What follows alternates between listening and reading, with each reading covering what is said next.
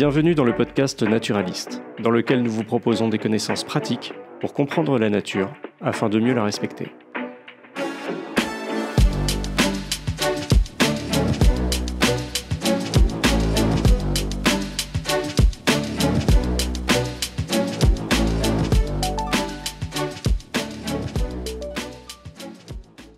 Je m'appelle Alban Camp, je suis auteur naturaliste et enseignant. Dans cet épisode, je vous propose de découvrir ma conversation avec Samuel Tessier. Samuel est le fondateur de la marque Le Café des Guerriers. Comme son nom l'indique, cette marque distribue des cafés qui sont enrichis aux champignons médicinaux à vertu adaptogène. Avec Samuel, nous explorons les connaissances actuelles sur le monde des champignons, leurs utilités, le fait aussi que parfois ils sont un peu mal connus et mal représentés. Et puis, bien sûr, nous plongeons dans le domaine des champignons médicinaux. Avant toute chose, il faut préciser que ni Samuel ni moi ne sommes médecins et que lorsque nous parlons de vertus médicinales pour les champignons, il ne s'agit en aucun cas d'une recommandation médicale. Je ne dis pas ça pour nous protéger nous, je dis ça aussi pour vous protéger vous. Si vous avez des traitements médicaux, fiez-vous uniquement à votre médecin. La richesse de notre échange passe, je pense, par le fait que ni Samuel ni moi ne sommes des mycologues réellement avertis. Nous sommes en fait des amateurs éclairés, de vrais passionnés pour ce monde qui est un peu mal connu et que nous essayons de porter depuis quelques années en lumière, afin de démocratiser les connaissances sur les champignons. En fait, durant cet épisode, que vous soyez déjà quelqu'un qui connaît un petit peu les champignons pour les avoir ramassés, ou que vous soyez totalement néophyte dans ce domaine, vous allez y puiser des petites clés pour apprendre à différencier les différents modes de vie. Il y aura également des conseils pratiques sur la façon de les identifier ou de les utiliser. Bref, c'est un épisode qui est, je pense, riche du point de vue pratique, pour des êtres vivants qui pourtant sont relativement peu considérés. Avant de commencer, je tiens à préciser que ce podcast est un travail totalement distinct de mes fonctions de professeur de sciences de la vie et de la terre pour l'éducation nationale, mais il fait partie de ma volonté et des efforts que je fournis depuis plusieurs années pour proposer des contenus pratiques au sujet des ressources naturelles, et ce de façon accessible et gratuite pour tous. C'est pour cette raison que cet épisode contient des annonces. Maintenant que c'est dit, je vous laisse avec ma conversation avec Samuel. Samuel, merci de ton temps, merci de t'être déplacé. Avant de commencer, à rentrer dans toutes ces questions de champignons médicinaux, champignons utiles, moi j'aimerais bien qu'on revienne déjà sur cette question de pourquoi est-ce que les champignons sont si mal considérés en Occident. On a l'impression qu'en Europe, le champignon il véhicule une image vraiment néfaste, vraiment mauvaise, alors que c'est pas du tout le cas dans d'autres cultures en fait. Déjà merci Alban de me recevoir et merci de cette question super intéressante. Et effectivement, pourquoi en Occident les champignons sont si mal considérés? Et moi en réfléchissant à cette question, je me suis demandé si c'était pas parce que justement ils sont vraiment mal connus, quoi, tout simplement. Et c'est souvent l'ignorance qui déclenche les passions. Et c'est vrai que c'est un règne du vivant qui est extrêmement méconnu du grand public. Pendant très longtemps, les champignons ont été confondus avec les plantes. C'est que depuis les années, que depuis 1969 que le règne fongique a été découvert par les scientifiques. Et donc ça, c'est un premier élément de réponse. Les champignons sont un règne un peu oublié, méconnu du vivant, parce que on n'arrive pas bien à comprendre ce qu'ils sont. Et peut-être pour mieux comprendre, il faut expliquer ce que c'est qu'un champignon, puisque finalement, quand on parle de champignons, on confond la partie visible en fait, du champignon, donc, qui est la partie aérienne que vous voyez. Et ce qu'il faut savoir, c'est qu'il y a une partie qui est invisible, qu'on appelle le mycélium, et qui constitue près de 70% du champignon en tant que tel. Et finalement, quand on regarde, la majorité des champignons sont invisibles, et c'est certainement pour ça qu'ils déclenchent énormément de méfiance, de passion de la part d'énormément de gens en Occident. Donc ça, c'est un premier élément de réponse. Et l'autre élément de réponse, c'est le fait que dans le monde du vivant, il y a des choses qui sont bonnes pour la santé de l'homme et d'autres qui sont moins bonnes. Et le fait est que chez les champignons, dans le règne des champignons, il y a des champignons qui sont toxiques, qu'on connaît bien. Je peux citer notamment l'amanite phalloïde, qui représente plus de 80% d'intoxication en France aux champignons. Et il y a aussi des cas d'intoxication au Moyen-Âge avec l'ergot de seigle, qui est un champignon toxique, qui déclenchait voilà, un certain nombre d'affections, d'hystérie, de délire. Le feu des ardents, comme on l'appelait, et avec des symptômes qui sont extrêmement proches du LSD, en fait, parce que c'est de ça qu'on a synthétisé, en fait. C'est de l'acide lyserginique, en fait. Mais ouais. Effectivement, je t'ai coupé, mais... Mais effectivement, et c'est vrai que c'est intéressant de s'arrêter là-dessus, puisque c'est une maladie qui est très répandue au Moyen-Âge, ça s'appelle l'ergotisme. Donc c'est déclenché par une intoxication à l'ergot de seigle, donc ce champignon toxique. Il faut savoir qu'au Moyen-Âge, ça arrivait que ce champignon infecte le pain ou les farines, tout simplement, et déclenche du coup voilà, des hallucinations ou un certain nombre de symptômes infectieux assez graves chez les gens, et qu'on peut voir notamment dans certains tableaux du Moyen-Âge, comme notamment un tableau de Matthias Grunewald que j'aime beaucoup, qui s'appelle La Tentation de Saint-Antoine, qui est sur le retable d'Isenheim, où on voit une personne atteinte d'ergotisme, donc une infection à l'ergot de seigle. On voit plein de boutons, plein d'infections, et en fait, c'est tout simplement une intoxication aux champignons, l'ergot de seigle. Et c'est également des cas qui sont apparus dans l'histoire, notamment lors du procès des sorcières de Salem. Je ne sais pas si tu connais cette histoire. Donc c'est un procès d'un certain nombre de femmes qui sont accusées d'actes de sorcellerie à Salem, la ville de Salem, dans le Massachusetts, qui est causée en fait par une intoxication, encore une fois, à l'ergot de seigle. Et donc voilà, un certain nombre de personnes vont être condamnées à mort tout simplement à cause d'une intoxication aux champignons. On a également des cas d'intoxication en Irlande en 1850 avec le mildiou. Donc en fait, c'est une maladie comment dire, de la pomme de terre et qui va causer un certain nombre de famines. Et voilà, et c'est pour ces raisons que en Occident, on a toujours été un peu méfiant, suspicieux à l'égard de champignons, tout simplement pour se protéger des risques potentiels d'intoxication, voire de décès. Ouais, ce qui est relativement surprenant, parce qu'en fait, j'avais recherché les chiffres justement pour pouvoir comparer. En fait, en France, on estime qu'il y a environ 6000 espèces de plantes différentes. Alors de plantes vasculaires, donc on met de côté... les trucs les plus basiques comme alors les mousses, on les met de côté par exemple. Il y a environ 6000 espèces de plantes, mais on estime qu'il y a environ 30 000 espèces de champignons différentes. Alors recensées, il y en a moins, mais en estimation, il y aurait environ 30 000 espèces de champignons. Sur ces 30 000 espèces de champignons, il y en a 300 qui sont recensées comme réellement toxiques. Et il y en a à peine une dizaine qui sont réellement mortelles. Alors que chez les plantes, qui sont pourtant beaucoup moins nombreuses, on estime qu'il y a environ 700 espèces qui sont toxiques et une trentaine qui seraient mortelles. Donc en réalité, chez les plantes, il y a davantage de risques d'aller cueillir une plante sauvage et de s'intoxiquer, plutôt que d'aller cueillir un champignon et de s'intoxiquer. Alors du coup... c'est assez étonnant parce que quand on remonte dans l'histoire, les Grecs utilisaient les champignons par exemple pour se nourrir ou pour se soigner.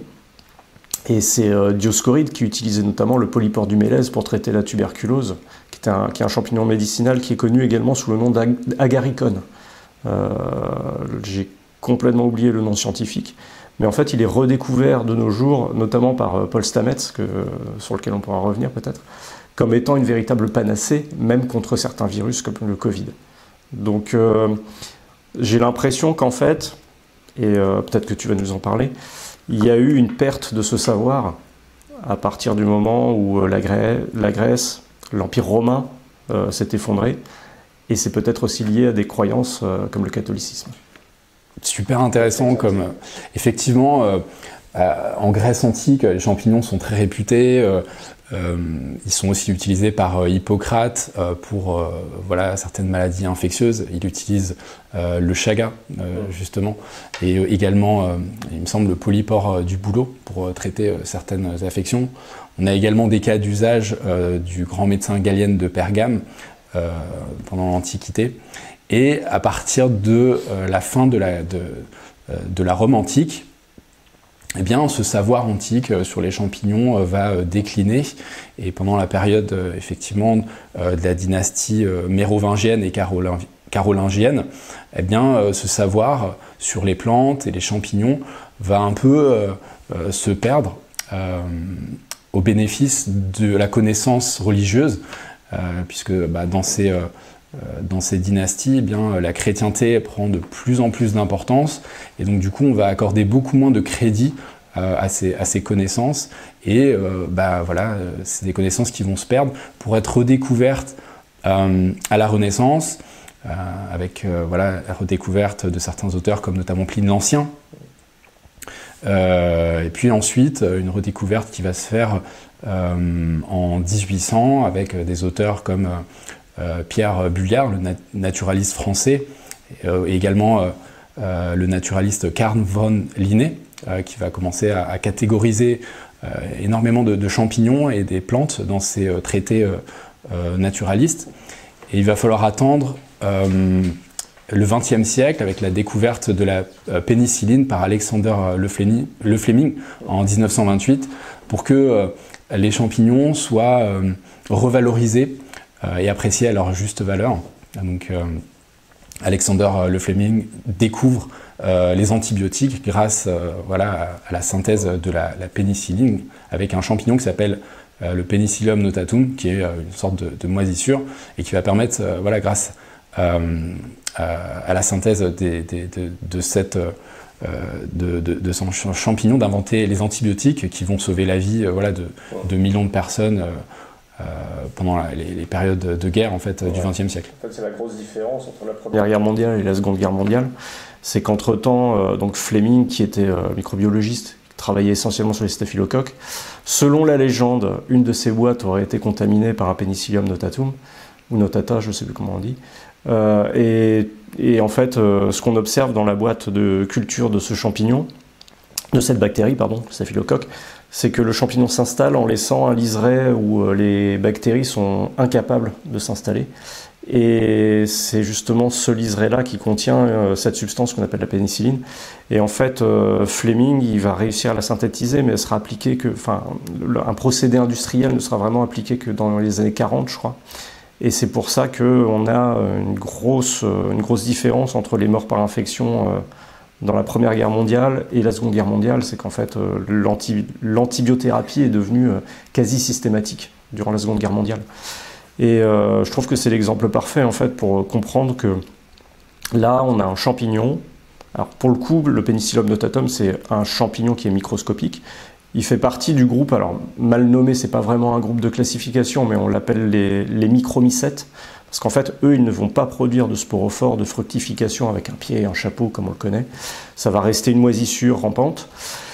Et en fait, c'est l'exemple même de ce monde fongique qui peut être invisible parfois. Pour le coup, c'est une moisissure, c'est une pourriture, et qui peut être utilisée à des fins médicinales. Et je pense que c'est à partir de là qu'on a vraiment compris que il y a des substances parmi ces champignons-là qui peuvent nous être utiles, même si on ne parle pas de comestibilité.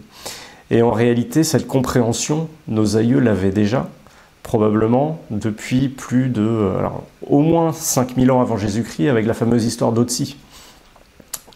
Otzi, ce corps d'homme qui a été retrouvé congelé dans les Alpes, qui avait sur lui 2 champignons.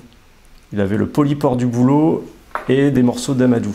Alors, je ne sais pas si tu veux retracer un petit peu l'histoire d'Otzi. Ah oui, bien sûr. Bah, effectivement, Oddi, c'est un personnage, un homme préhistorique qui a été redécouvert fin des années 90 dans le massif des Alpes par un couple de randonneurs et qui voit cet homme qui a été congelé et conservé depuis voilà, ces milliers d'années. Et on retrouve parmi ce corps un champignon, donc le polypore du bouleau. Donc, alors, j'ai quand même sorti les échantillons. Ah. Ouais, super. Ça, c'est dans ma boîte à feu. Enfin, ma boîte à feu, mon petit sac à feu. Bon, il a été un peu noirci, mais voilà. Polypore du bouleau, donc comme son nom l'indique, et on reviendra peut-être dessus, il pousse sur les bouleaux. Là, c'est une tranche qui a été réalisée dans la chair, texture assez cuireuse. Ouais, et voilà, puis l'autre, c'est l'amadouvier. Ouais. Alors, il y a un vrai exemplaire d'amadouvier ici, que j'ai ramassé, et une coupe dans l'amadouvier également, dont on pourra reparler après. Voilà, donc le polypore du bouleau, donc Piptoporus betulinus, qui était utilisé... Ah, ça c'est l'ancien nom. Ah, désolé, c'est le scientifique qui parle, là c'est l'ancien nom, maintenant c'est Phomitopsis betulina. Ah, okay. En fait, il a été reclassé dans un autre genre. Enfin bref, c'est des guéguerres de nomenclature et ça fonctionne aussi, hein, Piptoporus betulinus si vous cherchez sur internet. Voilà, donc, donc ce champignon était utilisé d'après les scientifiques comme agent anti-infectieux. C'est d'après la thèse du docteur Marie Rampin. Apparemment, ce champignon servait à Odzi à soigner ces infections. Et également l'amadouvier, qui aurait été utilisé probablement pour faire du feu. Peut-être que tu es mieux placé que moi pour parler de ça. Ouais, alors, en réalité, le polypore du bouleau peut également servir à allumer un feu. C'est juste qu'il est vraiment moins susceptible aux étincelles. En fait, il faut des étincelles très chaudes que Otzi n'aurait probablement pas pu produire, puisque lui, il se servait de marcassite et de silex. Mais l'amadouvier, par contre, quand on le regarde, quand on le coupe, il y a 3 parties dans ce champignon. Il y a la cuirasse, il y a la trame, et c'est ça qui est utile dans plein de domaines, pas que pour allumer le feu d'ailleurs. Et ensuite, il y a les pores qui sont la couche un petit peu dure là, qui va libérer les spores, justement. En fait, cette trame, en lui projetant des étincelles dessus, elle va s'embraser et former une petite braise, une petite combustion latente, en fait, qui permet de transporter le feu ou alors de créer le feu si on arrive à transformer cette braise en flamme. Donc là, il faut faire appel à un nid fibreux. Probablement que Otzi se servait de ce champignon-là, soit pour transporter sa braise, soit pour en créer une, grâce à un briquet adapté. Mais en fait, c'est ça qui est formidable, c'est que l'amadouvier a également des vertus légèrement antiseptiques et a été utilisé après, alors, je dirais pendant le Moyen-Âge, même si c'est pas tout à fait exact. Il était surnommé l'agaric des médecins, parce qu'en fait, il servait à faire des compresses hémostatiques. Et récemment, alors récemment, c'était dans les années 90, il me semble, fin 90, les scientifiques ont réussi à démontrer qu'effectivement, ça peut servir de compresse, mais ça a bien ce statut hémostatique, c'est-à-dire que ça permet de refermer les tissus pour limiter les hémorragies. Donc en fait, ça a été utilisé pendant des centaines d'années par les chirurgiens pour panser les plaies. Et il y en a une trace d'ailleurs dans un roman de Jules Verne, je crois que c'est Les Enfants du Capitaine Grant, où il y a une histoire d'amputation et on met une compresse d'amadouvier dessus. Donc en fait, Otzi l'a probablement utilisé pour allumer un feu, mais peut-être qu'il l'avait aussi utilisé pour ses vertus médicinales. En fait. Et tu vois, ce sont des savoirs qu'on redécouvre depuis les années 90, depuis qu'on reconsidère les champignons comme des êtres vivants à part et entiers, en fait. Ouais, effectivement, c'est fascinant de se dire que ces champignons ont été utilisés voilà, pour leurs vertus thérapeutiques, mais aussi nutritives, puisque en fait, c'est vrai que c'est quelque chose qu'on ne sait pas forcément, mais les champignons ont également énormément de qualités nutritionnelles. Alors, ils sont riches en protéines végétales, en vitamines, en acides aminés, minéraux. Ils contiennent également de la vitamine D. Et c'est vrai que ces connaissances-là, bon, en Occident, elles se sont perdues, mais en Asie, en fait, c'est des connaissances qui ont été connues et très utilisées dans les médecines traditionnelles, donc la médecine chinoise, la médecine japonaise, la médecine coréenne. C'est vrai qu'on peut dire notamment que les champignons médicinaux étaient référencés dans des traités de phytothérapie très anciens, notamment le Shenlong Bancao, le premier grand traité de phytothérapie chinoise qui date de 200 avant Jésus-Christ, dans lequel certains champignons comme le reishi, Guanoderma lucidum, est classé dans la catégorie des herbes supérieures, des herbes aux vertus tonifiantes. On retrouve également le cordyceps et une plante comme le ginseng, Panax ginseng. Et finalement, la redécouverte des champignons médicinaux au XXe siècle en Occident, elle revient aussi de la revalorisation de ces savoirs ancestraux, comme la médecine chinoise, qui devient très populaire en Occident à partir des années 60. Ouais, et en fait, tu vois, quand tu en parlais, donc les traités de phytothérapie, les plantes supérieures, ça montre quand même que depuis la nuit des temps, on considère les champignons comme comme des plantes dégénérées en fait. Ça c'est le mot que j'ai eu de la part d'un mycologue qui a beaucoup travaillé justement sur l'histoire des connaissances, notamment en France, sur les connaissances mycologiques en France. Et pour le coup, ça a toujours été considéré comme des plantes dégénérées. Alors plantes parce que effectivement, au premier abord, les champignons de forêt, ils poussent dans le sol, donc comme les plantes. Dégénérées parce qu'en fait, ce sont pour le coup des êtres vivants qui sont incapables de réaliser la photosynthèse. Voilà, ils ont besoin de s'approprier de la matière organique ailleurs. Et en fait, quand on comprend le fonctionnement d'un champignon, on comprend déjà sa structure avec le sporophore qui permet de se reproduire et ce réseau de d'ifs, en fait, de filaments qui courent dans le sol, ce qu'on appelle le mycélium, on voit déjà qu'on est très loin de la plante.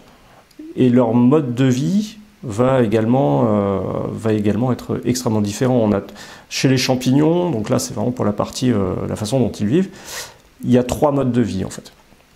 Il y a le saprophyte, c'est celui qui va dégrader de la matière organique. Pour le coup, lui c'est vraiment un recycleur. Il prend de la matière organique qui est morte, il va la dégrader petit à petit. Alors, le mycélium, en fait, il peut être vu comme un intestin inversé. J'aime bien cette expression-là, c'est que les filaments du mycélium, qu'on appelle les ifs, vont évoluer dans la matière organique morte. Alors ça peut être la litière de la forêt, ou parfois ça peut être même un arbre mort qui est sur pied, ou le bois qui est tombé au sol. Et les filaments vont libérer des substances digestives dans le milieu, ce qui va digérer donc la lignine en particulier, la cellulose aussi, et ils vont rapatrier en fait les nutriments à l'intérieur du mycélium. Donc il y a le saprophyte, il y a le parasite, celui qui va s'installer à la faveur d'une blessure sur un arbre par exemple.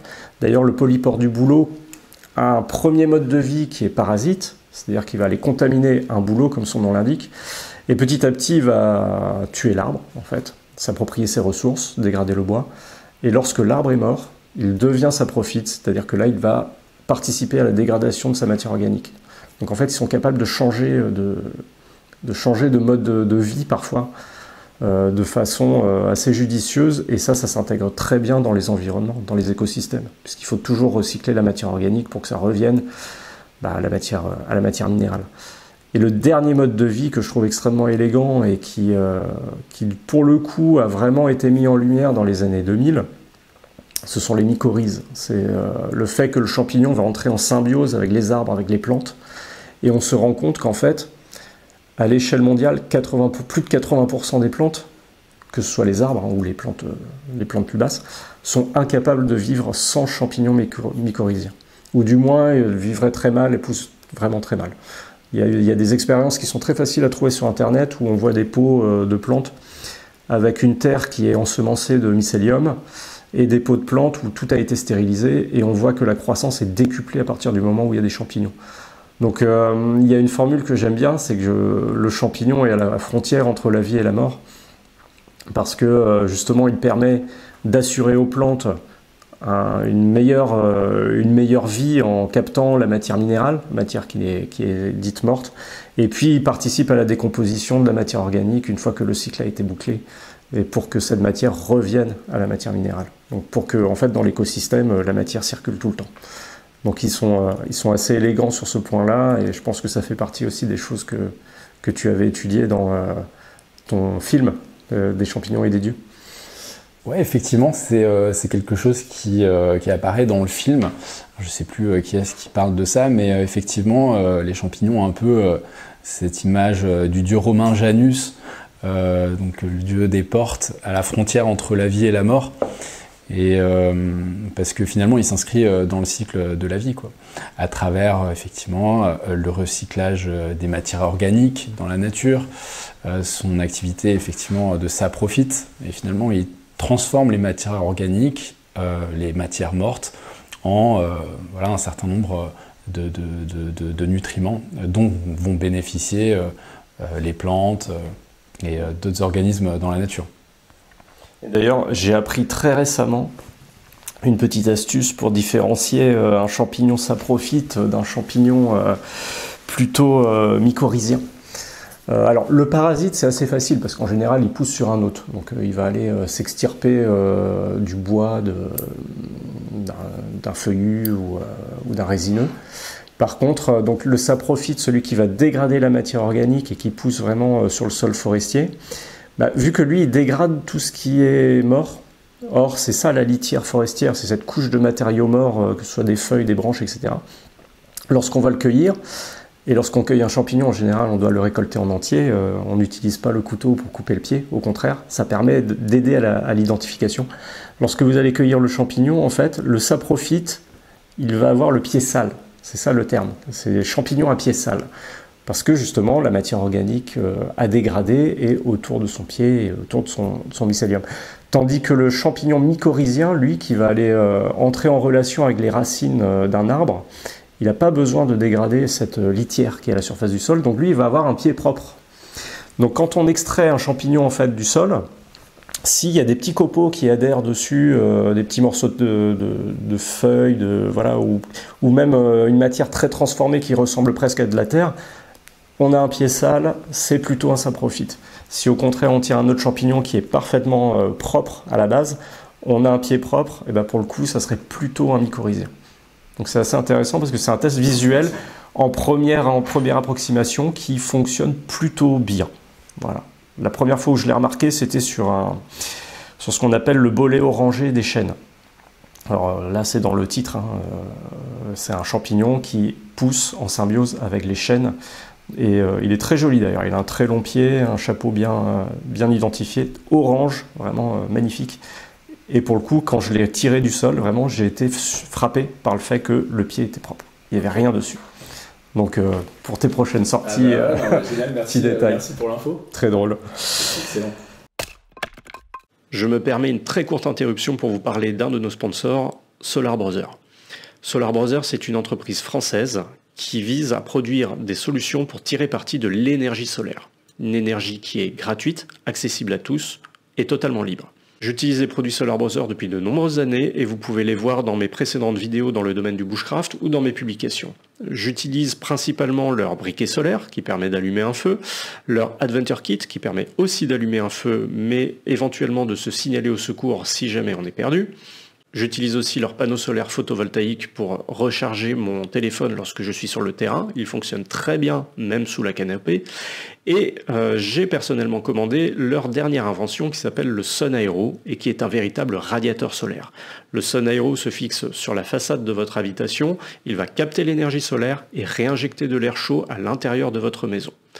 Le Sun Aero, c'est en vérité un radiateur qui est totalement autonome puisqu'il ne fonctionne qu'à l'énergie solaire. Il ne coûte absolument rien en termes d'électricité à partir du moment où il est installé. Solar Brother propose également de nombreuses solutions pour cuisiner grâce à l'énergie solaire et rien d'autre.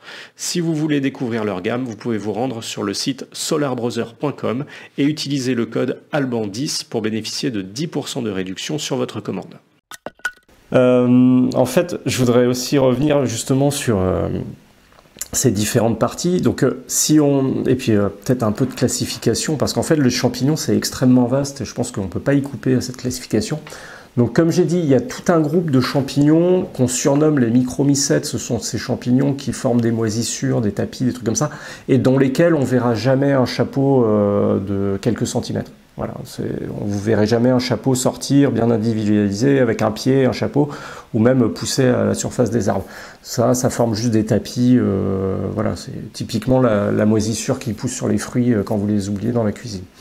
Et puis après, il y a tout le groupe des champignons vrais, entre guillemets, dans lequel il y a deux groupes, les ascomycètes et les basidiomycètes, qui eux sont la majorité des champignons de forêt, qui ont des formes voilà,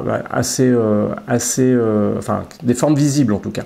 Les ascomycètes forment des asques, donc il y a les pézis par exemple qui forment des petites coupes qui sont très jolies. Si je dis pas de bêtises, la daldini concentrique que j'ai ramené là et qui fout des spores partout, ça aussi il me semble que c'est un ascomycète. Et puis après on a les basidiomycètes qui eux ont principalement des pieds et des chapeaux.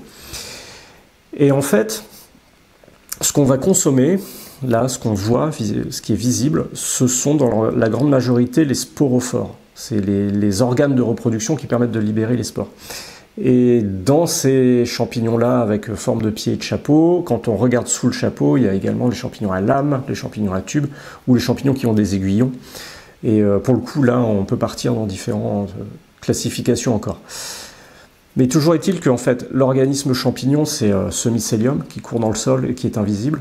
Et puis, il y a, c'est même pas la pointe de l'iceberg, mais c'est un truc vraiment qui est très sporadique, qui est le sporophore. Et moi, ma question, c'est en fait, quelles sont les différentes parties qui sont utilisées. Alors autant en gastronomie, on comprend qu'on va manger plutôt le sporophore, autant dans le domaine des champignons médicinaux, j'ai entendu tout et n'importe quoi. Il y a certains qui préfèrent utiliser le mycélium, certains qui préfèrent les extraits séchés de sporophore ou tout simplement le sporophore brut. Enfin, je ne sais pas quel est ton point de vue là-dessus, mais en termes d'utilisation plutôt médicinale, là pour le coup, est-ce que toi, tu as des lumières là-dessus? Effectivement, les usages varient suivant les cultures, ça c'est sûr. Et dans la presse scientifique, on a du mal à se mettre d'accord. En Asie, donc dans les cultures traditionnelles, dans la médecine traditionnelle chinoise, à l'origine, les champignons s'utilisaient sous forme de décoction. C'était les usages les plus courants. Afin d'extraire du coup les principes actifs, donc les molécules actives des champignons qui ont ces bénéfices qu'on recherche pour la santé. Et actuellement, la presse scientifique débat entre est-ce que les bienfaits viennent du sporophore, donc de la partie aérienne du champignon, ou alors du mycélium, donc la partie invisible, souterraine du champignon. Moi, ce que je pense sur le sujet, c'est que les principes actifs sont répartis entre les deux. Il y a des principes actifs présents dans le sporophore, donc la partie aérienne, et également dans le mycélium. Et voilà, donc pour bénéficier des bienfaits des champignons, je pense qu'il est idéal d'avoir un mix entre les deux, donc mycélium et sporophore. Donc il y a différentes écoles à ce sujet-là. Après, il y a différentes façons de les consommer. Donc, on peut les consommer sous forme fraîche. Donc, il faut bien penser à les cuire. Ça, c'est un élément peut-être qu'il faut souligner, puisque en fait, les champignons ont des toxines qui sont instables à la chaleur. Donc, voilà, pour pas subir les effets de ces toxines, c'est important de bien penser à cuire les champignons. Ensuite, ils peuvent se consommer sous forme de compléments alimentaires, donc de la poudre de champignons. Donc on retrouve soit de la poudre du corps fructifère, donc le fruiting bodies, ou alors du mycélium. Et c'est vrai qu'il y a toujours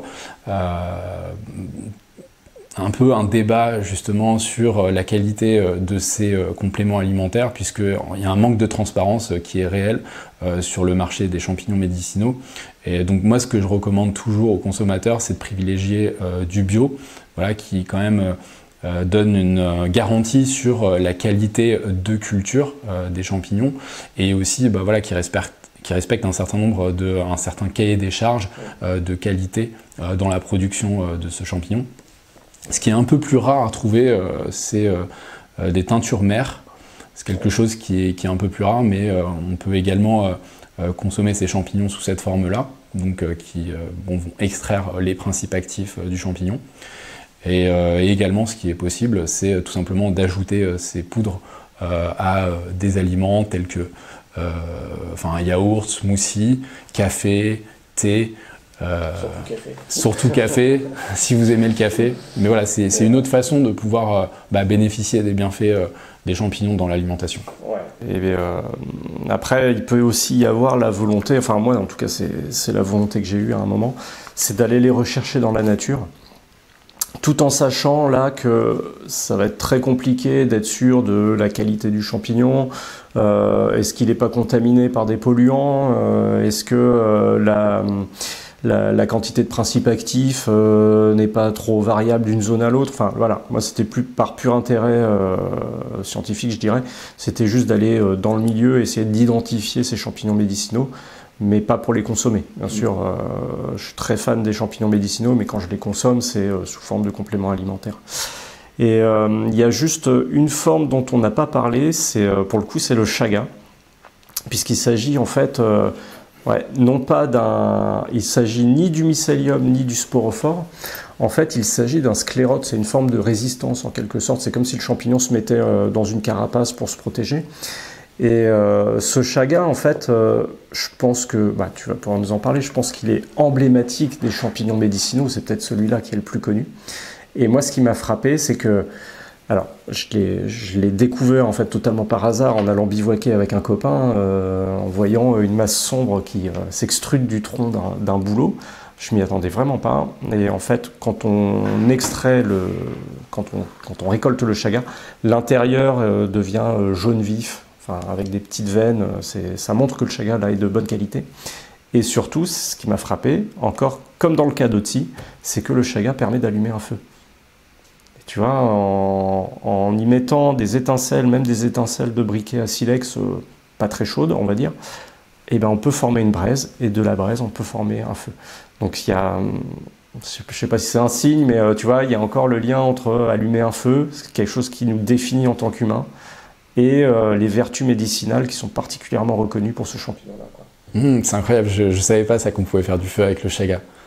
Mais oui, effectivement, ça fait partie des champignons médicinaux assez emblématiques. Donc un champignon de la tradition sibérienne, qui a été utilisé pendant longtemps dans la médecine soviétique, qui est réputé pour être un excellent antioxydant. Il y a une étude qui s'appelle l'étude ORAC, O-A-R-A-C, qui montre que ce champignon serait l'un des meilleurs antioxydants dans la nature, qui aurait peut-être 10 fois plus d'antioxydants que les myrtilles. Voilà, c'est un champignon qui s'utilise voilà, pour stimuler le système immunitaire. Dans les traditions sibériennes, il pouvait se consommer sous forme d'infusion, sous forme de thé, voilà, sous forme d'infusion. Et c'est aussi un champignon qui a été cité voilà, dans la littérature russe, notamment dans l'œuvre de l'écrivain Solzhenitsyn, dans le pavillon des cancéreux, où on fait état de l'usage de ce champignon dans certains hôpitaux où des personnes suivent des traitements pour le cancer. Et on voit qu'effectivement, cet usage du champignon pour renforcer le système immunitaire est assez ancien, finalement, dans la culture voilà, de la Russie soviétique. Et ça a également été très utilisé en Amérique du Nord. Et alors c'est peut-être juste une impression, c'est peut-être un biais pour moi, mais j'ai l'impression qu'il est vraiment utilisé dans les endroits froids, en fait, aux hautes latitudes. Et on le trouve, à mon sens, plus facilement justement à des endroits où il gèle régulièrement et où il y a des bons écarts de température entre l'été et l'hiver. Je sais qu'au Québec, au Québec, ça fait partie des champignons qu'on récolte, quoi. Ça fait partie des champignons comme, je sais pas, vous allez le dimanche à la chasse aux champignons, vous connaissez les cèpes, là-bas, ils connaissent tous le chaga. Et j'ai l'impression que c'est quelque chose qui est très lié aux peuplades, en fait, des hautes latitudes.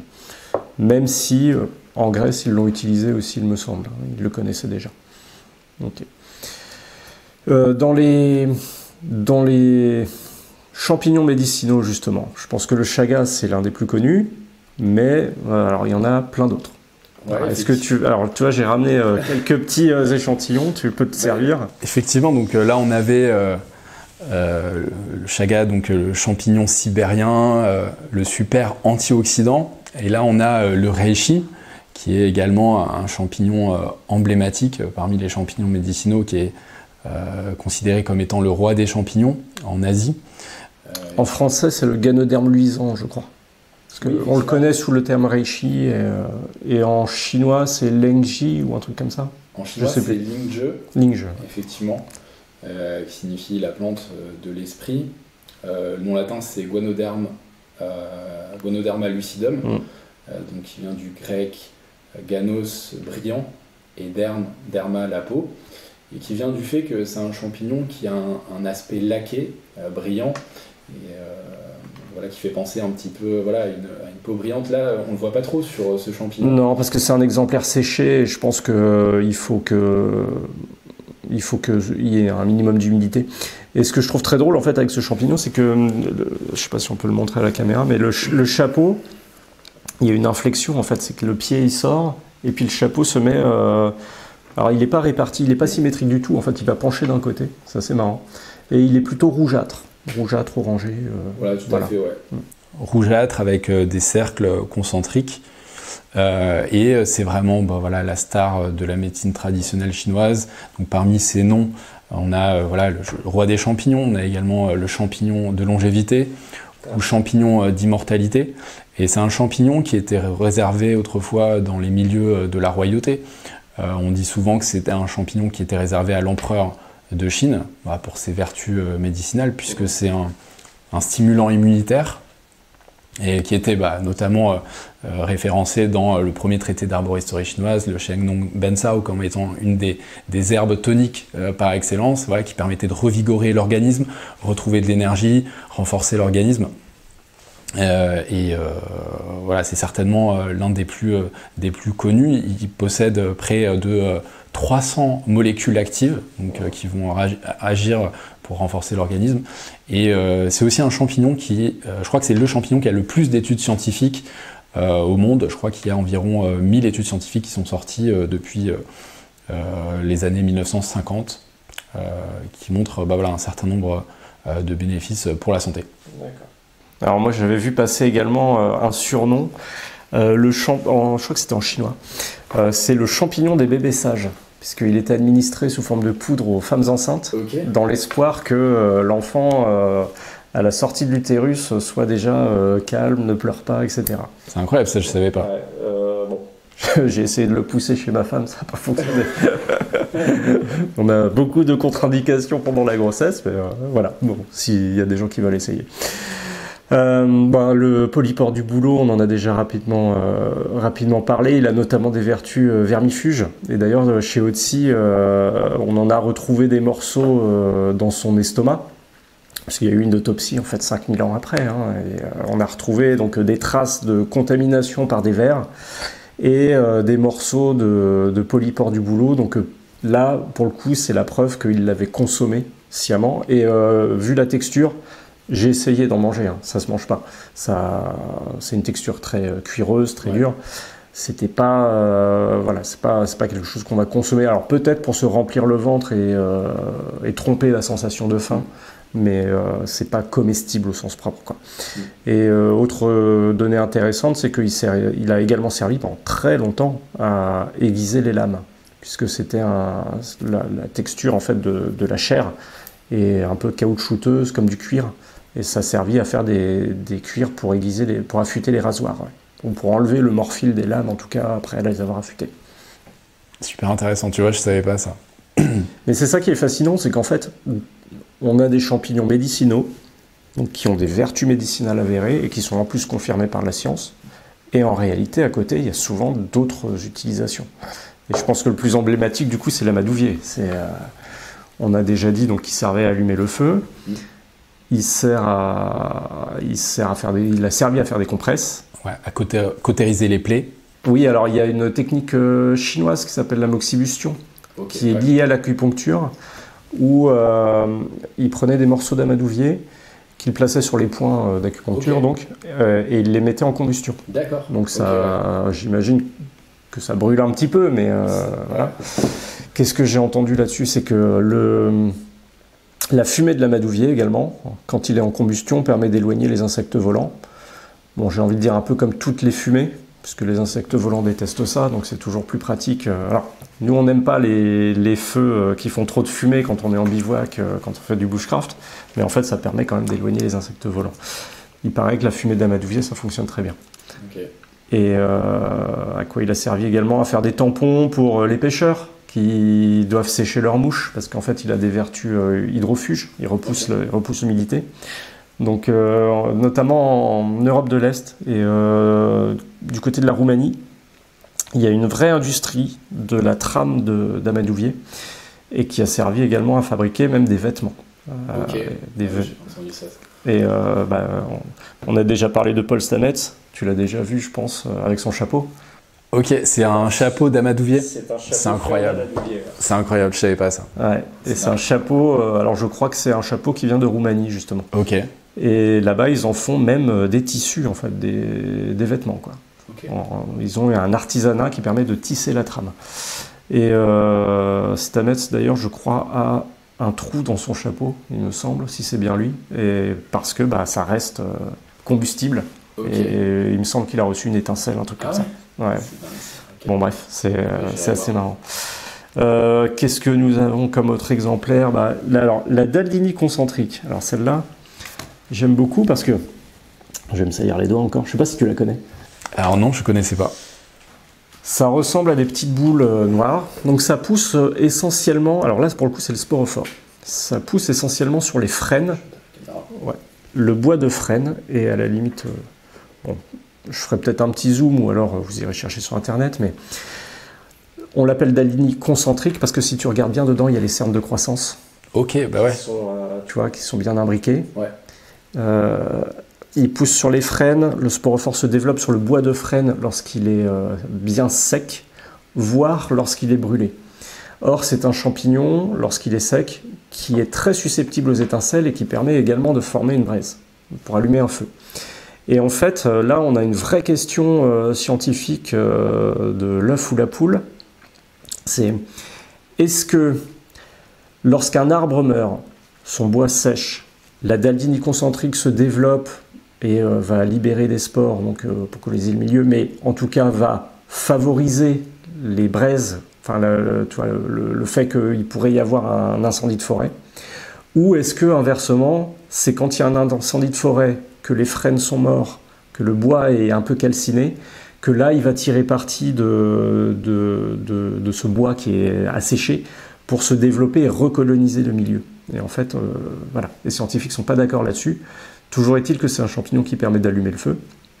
Lorsqu'il est bien sec, là je pense que peut-être qu'il le pourrait parce que je l'ai coupé en deux, mais quand on le récolte dans la nature, il faut vraiment qu'il soit extrêmement léger. Il a la consistance du polystyrène expansé en fait. Okay.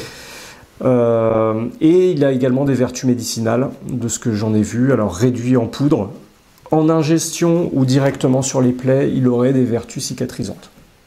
Donc ça fait encore partie, tu vois, des champignons médicinaux qui ont une application en bushcraft pour allumer un feu. Super intéressant. Je connaissais pas. C'est assez étonnant. Et très proche de ça, il y a également les vestes de loup. Je ne sais pas si tu vois ce que c'est. Ouais, bien sûr. Donc alors en particulier la veste de loup perlée, les petites vestes de loup, hein, pas les vestes de loup géantes.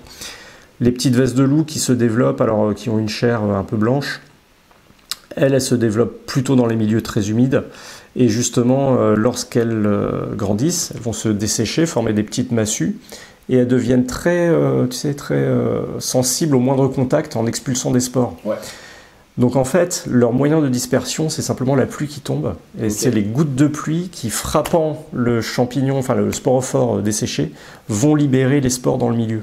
Donc en fait, elles se développent essentiellement là où il pleut.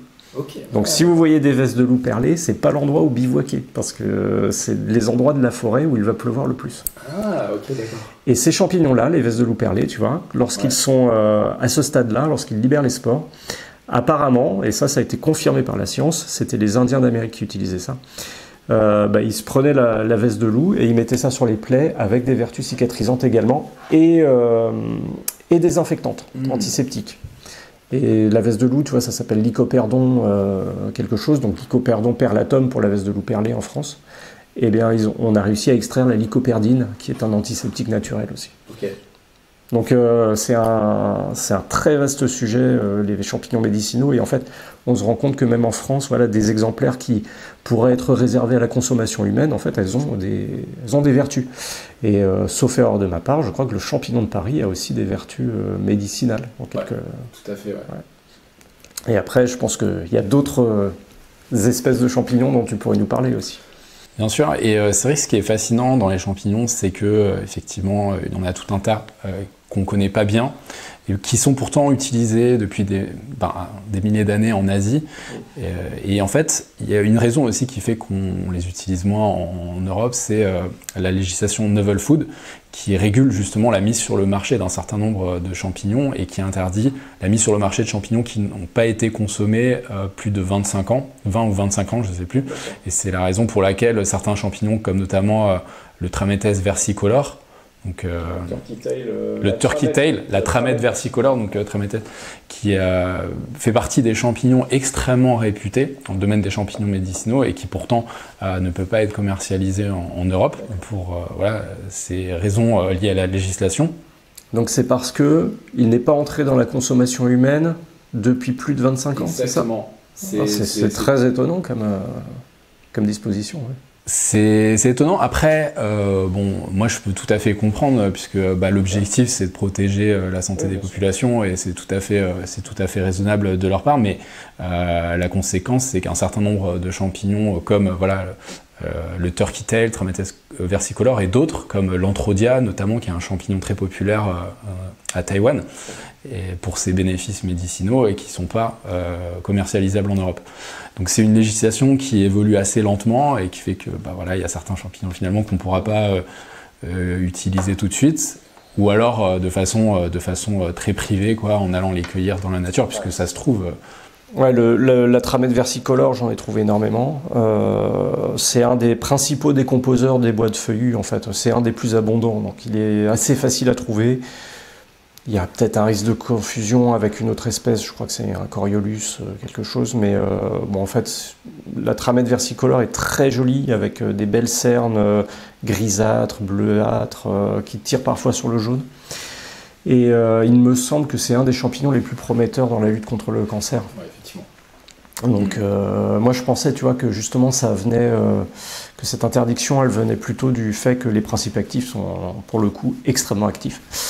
Mais d'accord, j'ignorais. Par contre, il y a d'autres champignons qu'on peut utiliser. Je crois que c'est le cordyceps, le lion's mane.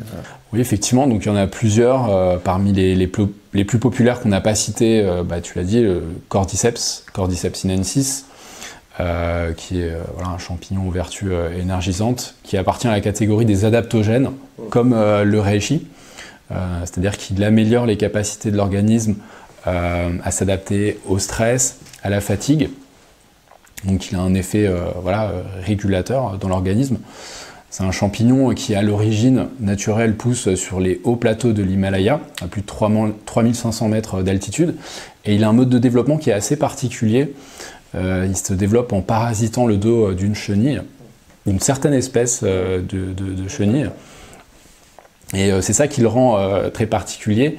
C'est ça probablement aussi qui lui confère ses vertus médicinales, puisque en fait, par ce mode de développement, il va développer un certain nombre de molécules actives qui vont avoir notamment la cordycépine, qui vont agir sur l'organisme, lui donner davantage d'énergie. Et c'est un champignon qui est très populaire dans les médecines asiatiques, notamment la médecine traditionnelle tibétaine et chinoise, de même que le reishi. Certaines anecdotes racontent qu'il était réservé aux empereurs. Et c'est le champignon que vous voyez dans la série The Last of Us, notamment. C'est le champignon, effectivement, qui infecte l'espèce humaine. Pour les transformer en zombies. Pour les transformer en zombies. Alors, c'est pas la même espèce de champignon, hein. C'est important de préciser. Oui, bien sûr. Sauf erreur de ma part, il y a un autre cordyceps, non? C'est pas Cordyceps mellitaria ou un truc du genre, qui s'attaque aux fourmis? Alors, il y a plusieurs. Alors, donc, effectivement, dans les espèces médicinales, on a le Cordyceps sinensis, qui est l'espèce d'origine. Ensuite, il y a le Cordyceps militaris, qui a été développé justement pour être cultivé à l'échelle industrielle, puisqu'en fait, la difficulté qu'on avait avec le Cordyceps sinensis, c'est que, étant à l'état sauvage, finalement, c'était très difficile à cueillir et très très coûteux. Et inféodé à l'espèce de chenille qui va parasiter. Donc ils ont trouvé une autre espèce qui permette de cultiver de façon plus safe, entre guillemets, et moins coûteuse. Donc c'est le Cordyceps militaris. Et peut-être l'espèce dont tu voulais parler, c'est l'Ophiocordyceps unilateralis, qui est du coup une espèce qui pousse dans les forêts tropicales et qui parasite le dos d'une fourmi. Et effectivement, cette espèce de champignon est très connue, puisque en fait, c'est cette espèce finalement qui a inspiré la série The Last of Us. Ce qui est très particulier, c'est que le champignon va effectivement infecter le dos de la fourmi, prendre le contrôle de son système nerveux en injectant un certain nombre d'acides, de substances actives. Et en prenant le contrôle de cette fourmi, il va la faire monter à un moment donné sur une feuille, sur la tige d'une feuille, pour ensuite la faire la tuer et disséminer ses spores pour ensuite poursuivre son cycle de vie. Et c'est vrai que c'est assez effrayant de voir ça dans la nature, d'imaginer qu'un champignon puisse prendre le contrôle d'une fourmi pour ensuite la tuer afin de disséminer ses spores et continuer de vivre. C'est assez terrifiant. Après, bon, ce qu'il faut dire de la série The Last of Us, c'est que ce champignon ne pourrait pas prendre le contrôle du cerveau humain, comme on voit dans la série. Ouais, et puis en fait, il agit simplement en modifiant le phototactisme de l'animal. C'est-à-dire que normalement, la fourmi va plutôt essayer de fuir la lumière, la trop grande lumière. Et en fait, le champignon a pour effet sur le système nerveux justement d'attirer la fourmi vers le maximum de lumière. C'est pour ça qu'elle va se mettre à grimper sur les herbes ou sur les feuilles pour s'exposer davantage. En fait, c'est comme ça qu'il arrive à amener l'être vivant justement à s'exposer. Et il me semble, sauf erreur de ma part, qu'il y a un autre parasite. Je me demande si c'est pas la douve du foie qui va parasiter aussi peut-être des insectes un petit peu de la même façon, mais pour favoriser en fait le fait qu'ils vont se faire manger par un herbivore, notamment les moutons, pour ensuite se multiplier à l'intérieur de leur foie et ressortir dans la nature par leur déjection. Et en fait, tu vois, c'est une stratégie qui est aussi adoptée par d'autres êtres vivants, mais c'est assez fascinant. Et je me souviens, alors moi, j'ai jamais vu la série, les trucs de zombies, c'est pas mon délire, mais je me souviens que j'avais joué à la démo du premier jeu vidéo, okay. Et le seul truc dont je me souviens, c'est ça, c'est que le jeu, il me semble, commence par un semblant de journal télévisé dans lequel on te présente le cordyceps. Et ouais. Tu vois, c'est ça qui m'intéresse. Ok, d'accord. Bah justement, c'est marrant, j'ai vu les extraits sur Instagram, là, il n'y a pas très longtemps. Un autre de nos partenaires est Omnilux. À mon sens, rien ne remplace l'exposition à la lumière naturelle pour la régulation de nos cycles de veille-sommeil, pour la régulation de nos hormones, de notre santé, de notre humeur, de notre morale et de notre système immunitaire. Depuis quelques années, des dispositifs de photothérapie à lumière rouge et proche infrarouge ont été développés et ont montré leur efficacité dans des tests cliniques sur le raffermissement de la peau et le fait d'estomper les signes de l'âge. Omnilux est justement le leader mondial dans la photothérapie à lumière rouge et proche infrarouge. En vous rendant sur le site omniluxled.com, vous découvrirez leur gamme avec des masques à lumière rouge destinés aux femmes, des masques à lumière rouge destinés aux hommes, qui sont en plus équipés de LED produisant une lumière rouge à 1072 nanomètres, qui permet de pénétrer plus profondément dans l'épiderme masculin, puisqu'il est légèrement plus épais que l'épiderme féminin. Mais vous découvrirez également leur nouveauté, un masque LED à lumière rouge et également à lumière bleue, qui permet de lutter contre les imperfections et les signes de l'acné. Tous les dispositifs Omnilux répondent à des normes de qualité extrêmement exigeantes et répondent notamment aux critères de la FDA et aux normes CE pour vous proposer une solution esthétique qui soit non invasive et très efficace, puisque basée sur plus d'une centaine d'études scientifiques et de tests dermatologiques. Vous pouvez vous rendre sur le site omniluxled.com/albancambe pour bénéficier de 10% de réduction sur votre commande. Donc le cordyceps, le lion's mane, oui. C'est l'Ericium, j'oublie tout le temps son nom. En fait. Oui, c'est Ericium erinaceus. Ouais. Donc en fait, il a été appelé comme ça par le grand naturaliste français Pierre Bulliard, en raison de son allure qui peut faire penser à un hérisson. C'est un champignon avec des petites épines. Peut-être que tu pourras le montrer. Ouais, bah non, justement. Ah oui, ouais, peut-être au montage. J'essaye de pas faire trop de montage parce que ça prend du temps. Non, mais vous allez chercher Lion's Mane sur Internet. Ouais, ça ressemble à... En fait, moi, je trouve que ça ressemble à une cascade de filins blancs qui s'extirpent du tronc d'un arbre. Souvent des résineux, il me semble, si je dis pas de bêtises. Et lui, pour le coup, il a plein de vertus aussi sur le système nerveux. Effectivement, il est surtout réputé pour ses bienfaits sur le cerveau. Certaines études montrent qu'il pourrait favoriser la neurogénèse, qui est la création de nouveaux neurones et de nouveaux chemins neuronaux. Et c'est en ça, du coup, qu'il serait potentiellement utile pour soulager certaines maladies neurodégénératives comme Alzheimer ou Parkinson, même soulager certaines dépressions. Grâce à ces principes actifs, donc les érinessones et érinacines. C'est certainement l'un des champignons les plus populaires parmi les champignons médicinaux. On le retrouve dans énormément de compléments alimentaires, soit sous forme de complexes, ou alors également avec des boissons, même dans les gummies. on en trouve un peu partout. Ce qu'on appelle un nootropique, c'est ça? Effectivement, donc ouais, ça fait partie des champignons qui appartiennent à la catégorie des nootropiques, donc qui agissent, donc nootropique, ça vient du grec nootropos, qui agissent en fait sur l'esprit. Ce sont des plantes comme l'ashwagandha qui agissent du coup sur la cognition. C'est effectivement le champignon qui est populaire pour ça. D'accord. Ouais, j'avais vu un complément alimentaire qui alliait notamment le ginkgo biloba, une plante que j'adore parce que je la trouve très élégante de par son histoire, etc. C'est un arbre, mais qui stimule également la circulation sanguine, notamment au niveau de la barrière hémato-encéphalique, et qui était en complément avec le Lion's Mane, justement. Ouais. Donc là, on a brossé un petit portrait des champignons médicinaux. Je ne sais pas si tu en as d'autres en tête également. On a parlé du reishi, cordyceps, lion's mane, chaga, on a un peu les principaux. Je pense que là, on a les stars du domaine. On a les stars, Et en fait, moi, j'ai très envie de parler d'autres champignons, notamment l'amanite tumouche, qui pour moi fait partie de ces champignons stars, en fait, et qui, pour le coup, est lié également peut-être à la peur qu'on en a. Parce qu'en fait, l'amanite tumouche, c'est le champignon classique. Là, si vous ne connaissez aucun champignon, vous connaissez l'amanite tumouche. Pied blanc, chapeau rouge avec des petits points blancs dessus. Pour moi, c'est le cas d'école, parce qu'en fait, cet aspect-là, il traduit aussi le mode de développement du champignon. C'est-à-dire qu'un champignon, quand son sporophore se développe, en fait, il naît sous forme d'un œuf, en quelque sorte, à la surface du sol.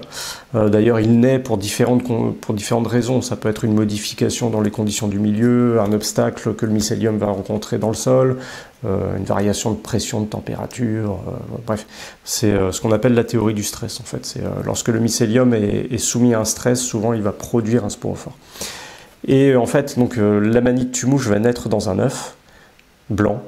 Et lorsqu'il va pousser, se développer pour former son pied, son chapeau, en fait la coquille de l'œuf, ce qu'on appelle le voile général, se déchire, se déchiquette. Et c'est ça qui, une fois le champignon formé, forme les petites taches blanches à la surface du chapeau, qu'on peut enlever avec un doigt sans problème. Et en dessous, le chapeau, donc il y a des lamelles. Et il y a ce petit anneau également déchiré qui est le voile secondaire qui permet de protéger justement la surface des lamelles tant que le champignon, tant que le sporophore n'est pas arrivé à maturité. Et en fait, l'amanite tumouche, de par son utilisation de par le monde, il y a plein d'utilisations différentes, mais elle est surtout très liée au chamanisme en fait, et avec plein de mythes qui sont véhiculés. Oui, tout à fait. Effectivement, c'est un champignon assez emblématique dans les cultures celtes, notamment puisqu'il était utilisé par les chamans. Donc c'est une des histoires de l'origine du Père Noël. Donc oui, peut-être qu'on peut... c'est discutable, mais on peut, on peut l'aborder. Alors pour le coup, en termes de chamanisme, il est utilisé en Sibérie, en Amérique du Nord, dans les cultures celtes, etc.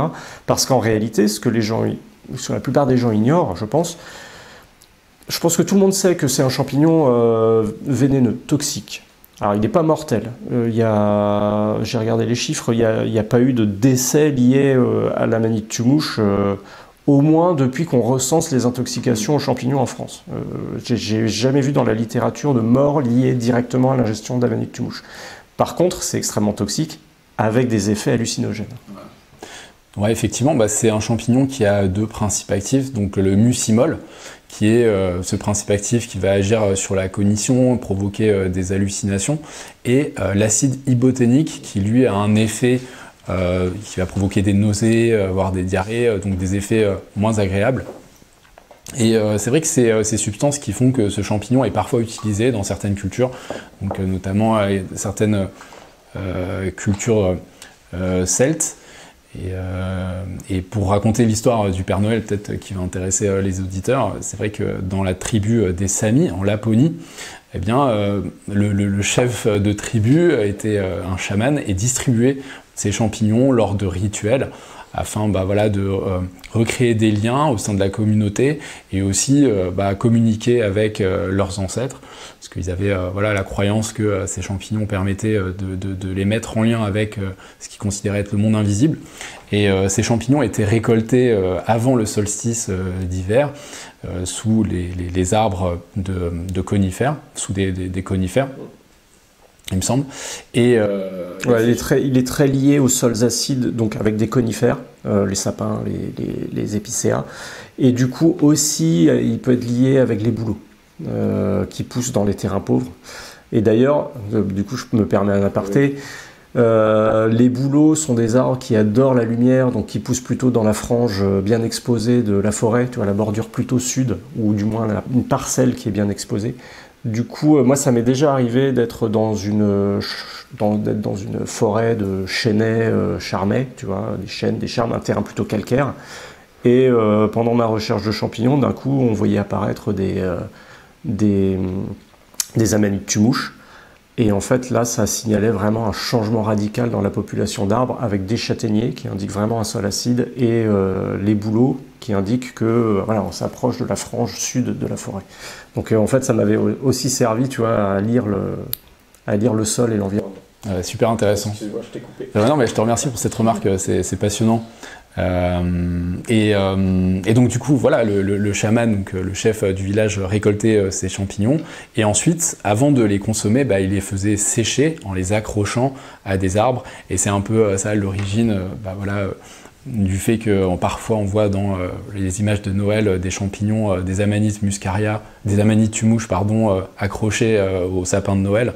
C'est un peu ça l'origine de cette histoire, et l'origine également du Père Noël, qui était vêtu de rouge et de blanc en souvenir justement de ce champignon. D'accord, donc pas seulement lié à Coca-Cola comme on l'entend parler. Voilà, effectivement, pas lié à Coca-Cola, mais plutôt à cette tradition du peuple Sami de Laponie. Ouais, et alors moi j'avais également vu d'autres informations assez intéressantes, c'est que beaucoup de chamans donc consommaient l'amanite tumouche justement pour accéder au monde des esprits, on va dire, ce qui est très probablement lié avec les effets des deux toxines dont tu as parlé, parce que en fait ça provoque aussi des sautes d'humeur en quelque sorte, on passe de l'euphorie à limite un état dépressif, donc comme si le chaman allait rencontrer différents esprits.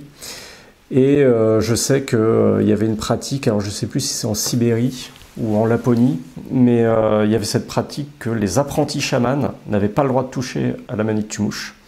La seule chose dont qu'ils avaient le droit de consommer pour commencer à s'initier à ces visions, c'était l'urine du chaman. Parce qu'un des principes actifs, justement, passe immédiatement dans l'urine, et apparemment ça permettrait même de décupler les effets. Ok. Donc, n'essayez pas ça chez vous. Un rite d'initiation assez particulier en quelque sorte, quoi. L'amanite tumouche véhicule aussi plein d'autres choses. Alors en termes d'utilisation, bon, bien sûr, il y avait cette idée d'accéder à un monde supérieur. Alors c'est le monde des champignons, mais des champignons hallucinogènes, c'est encore autre chose. On pourra peut-être le mentionner brièvement. Mais donc il y avait cette utilisation-là. On la surnomme amanite tumouche parce qu'a priori elle était utilisée pour se débarrasser des insectes volants. C'est en Europe que c'était utilisé, donc de laisser une assiette de lait avec des morceaux d'amanite tumouche dedans, comme ça les principes actifs diffusent à l'intérieur du lait, et lorsque les mouches viennent consommer en fait le lait, en fait ces principes actifs, ces toxines, elles sont neurotoxiques pour les insectes, donc ça permettait d'éliminer les insectes volants. Après, ça a été utilisé aussi pour la consommation. Je sais qu'il y a... Alors, vous cherchez sur Internet, c'est pas moi qui vais vous l'apprendre, mais ça a été consommé. Visiblement, on peut consommer l'amanite tumouche sans avoir les effets, si on la fait bouillir plusieurs fois, à grandes eaux, si on jette l'eau, etc. Je n'ai jamais essayé. Soi-disant, ça a un goût de... Le champignon traité comme ça aurait un goût de pain un peu fermenté, peut-être un goût de farine même. Voilà, et en fait, si vous vous baladez sur Internet, vous allez voir tout un tas de sites qui vendent des chapeaux d'amanite tumouche séchés. Ils ne disent pas pourquoi ils vendent ça, mais bon, probablement que c'est pour certaines personnes, certains psychonautes qui veulent essayer des trucs. Et aussi, j'ai vu une histoire, je ne sais pas si tu en as entendu parler, mais concernant les guerriers vikings. Ouais, effectivement. Avec les berserks qui, soi-disant, avant de se lancer dans la bataille et d'être... alors les berserks, pour le coup, ce sont les guerriers les plus violents et les plus les plus impitoyables de cette époque-là. Soi-disant, donc, ils se faisaient une grande fête et puis ils consommaient des amanites tumouches. Ce qui est en contradiction visiblement avec les effets en fait des deux toxines, puisque autant l'aspect euphorique et vas-y je vais au combat à 16 contre 1, on va tout défoncer. Ok, par contre il n'y a pas de description de l'effet justement dépressif après, surtout que l'amanite tumouche visiblement provoque aussi des mouvements saccadés et répétitifs, une grande salivation et une grande transpiration, une grande fatigue après. Donc là, ça semble être réprouvé, quoi. Ça semble être décorrélé. Et en fait, désormais, on parle surtout de l'utilisation d'autres plantes comme le datura, la belladone, voilà, un mix de plantes qui serait pas du tout lié à la manite tumouche. En fait. Ok. Donc voilà, pour cette histoire de berserk. Super intéressant parce qu'effectivement, je l'avais entendu cette anecdote et voilà, c'est vrai que c'est des choses dont on n'est pas sûr. Et je ne sais pas si tu as entendu aussi parler de la manite tumouche du côté des Indiens, il me semble. Alors, ils ont une vénération pour ce qu'on appelle le soma. Oui. Je suis totalement néophyte là-dessus. C'est juste quelque chose que j'ai lu, je ne sais pas si tu connais un petit peu. Oui, effectivement, le soma, c'était une boisson qui était consommée lors de rituels indiens, donc il y a très très longtemps. Et c'est un petit peu comme chez les peuples indigènes de Laponie, c'était une façon pour eux voilà, d'entrer en rapport avec les esprits. Donc c'était un usage spécifiquement rituel en fait. Et le soma, c'était une boisson qui intégrait, soi-disant, alors ça c'est pas sûr encore, hein, qui intégrait l'amanite muscaria et d'autres plantes, qui étaient consommées voilà, par les prêtres et certaines personnes. D'accord. Ouais, j'ai juste vu passer cette information, mais c'est vrai que j'ai jamais creusé. Ouais. Moi justement, j'avais fait des recherches pour le film parce que c'est une information qui est partagée, il me semble, par le docteur Olivier Chambon. Et c'est vrai que ça fait partie voilà, des anecdotes sur ce champignon, et il y en a d'autres. Après, moi, j'ai pas pu vraiment la faire valider par mes recherches. Je pense que voilà, c'est quand même des informations à prendre avec des pincettes. C'est vrai que c'est des usages qui sont très anciens. Et la documentation, elle est forcément très partielle. Et donc voilà. Ouais. Mais je sais que c'est vraiment un gros doute, c'est la quête du soma en fait. On essaye de retrouver la recette en quelque sorte, parce que visiblement c'était quelque chose d'extrêmement important pour ces peuples-là, visiblement. Donc, bon. Donc on est dans les champignons hallucinogènes. Est-ce que tu as entendu parler de la théorie du singe défoncé? Oui, bien sûr, effectivement. Donc c'est le moment. On arrive. C'est le moment régalade. Ça va être l'apothéose du podcast. Donc effectivement, la théorie ou l'hypothèse. Alors, je pense que c'est plutôt hypothèse, ouais, parce qu'en réalité, en termes scientifiques, une théorie, c'est quelque chose qui est validé par les faits, qui est vérifié, et qui permet de prédire certains comportements dans le système. Donc il y a théorie de l'évolution, théorie de la tectonique des plaques. Ça s'appelle théorie, mais c'est fixé dans les faits. Scientifiquement, ça tient la route. Hypothèse, c'est quand on émet une idée sur l'origine de l'évolution de l'homme, par exemple, et qu'on n'en a pas encore tout à fait les preuves. Voilà, donc c'est l'hypothèse. Plutôt l'hypothèse, donc Stone Ape Hypothesis, donc décrit par le philosophe, je ne sais pas s'il est mycologue Terence McKenna, donc en fait... psychonaute aussi, on peut dire, parce que je crois qu'il est quand même... C'est lui ou son frère, je crois qu'il est resté plus d'1 semaine à triper dans la jungle amazonienne après avoir consommé du DMT, là, je sais plus. Enfin, il y a une histoire comme ça où ils ont passé une sale semaine. Ok. Génial. Il faudra regarder. Et donc du coup, d'après lui, donc c'est son livre. Je crois que c'est dans son livre La chair des dieux ou The Food of God, dans lequel il émet cette hypothèse que les champignons, en tout cas une certaine espèce de champignon, le Psilocybe cubensis, aurait permis à nos ancêtres, les hominidés, d'évoluer cognitivement, donc de développer certaines capacités cognitives. Donc ce qu'il disait, c'est que voilà, nos ancêtres hominidés, lorsqu'ils sont sortis des jungles tropicales pour arriver dans des jungles plus humides, avaient eu certaines challenges en fait, d'évolution, avec notamment la nécessité en fait, de se défendre des prédateurs à cause du fait que les herbes étaient hautes, etc. Donc il y a eu une évolution. C'est ça, c'est face à un changement d'environnement, je crois. C'est quand ils passaient des forêts plus denses à des environnements de type savane. Voilà, exactement. Ouais, c'est ça. Et puis il y avait ce challenge de trouver à manger. Exactement. Voilà. Et donc qui dit changement d'environnement dit voilà, quête de nourriture, donc comment on va survivre, qu'est-ce qu'on va manger, et ils se sont mis à manger probablement des champignons hallucinogènes, plutôt un champignon hallucinogène qui était trouvé dans les excréments de pachydermes. Ce champignon s'appelle le Psilocybe cubensis, qui contient un principe actif aux effets hallucinogènes, qui s'appelle la psilocybine. Et d'après du coup l'hypothèse de Terence McKenna, la consommation de ces champignons aurait développé chez nos ancêtres hominidés des facultés cognitives nouvelles, donc des habilités de langage, et ça aurait favorisé l'émergence du précortex frontal, donc qui permet de développer des jugements critiques, d'imaginer des choses, d'être plus créatif. Et donc du coup, c'est la thèse de Terence McKenna qui dit que ces champignons auraient permis au cerveau humain de se développer. Donc c'est assez étonnant, je trouve, comme hypothèse. Mais en fait, quand on lit un peu les textes, ça semble tenir la route aussi, parce que il y a... En fait, même bon, moi j'ai aucun mal à enseigner la théorie de l'évolution, et c'est pas du tout une critique, mais il y a quand même quelque chose qui nous différencie du reste. D'où a émergé la conscience, tu vois. Et c'est cette quête-là qui est assez phénoménale quand tu lis les récits de gens qui ont pratiqué les champignons hallucinogènes, en fait. C'est que beaucoup de ces personnes-là qui se sont pris des psilocybes ou même d'autres types de substances hallucinogènes, en fait, elles développent un récit où leur vision de la vie est radicalement changée.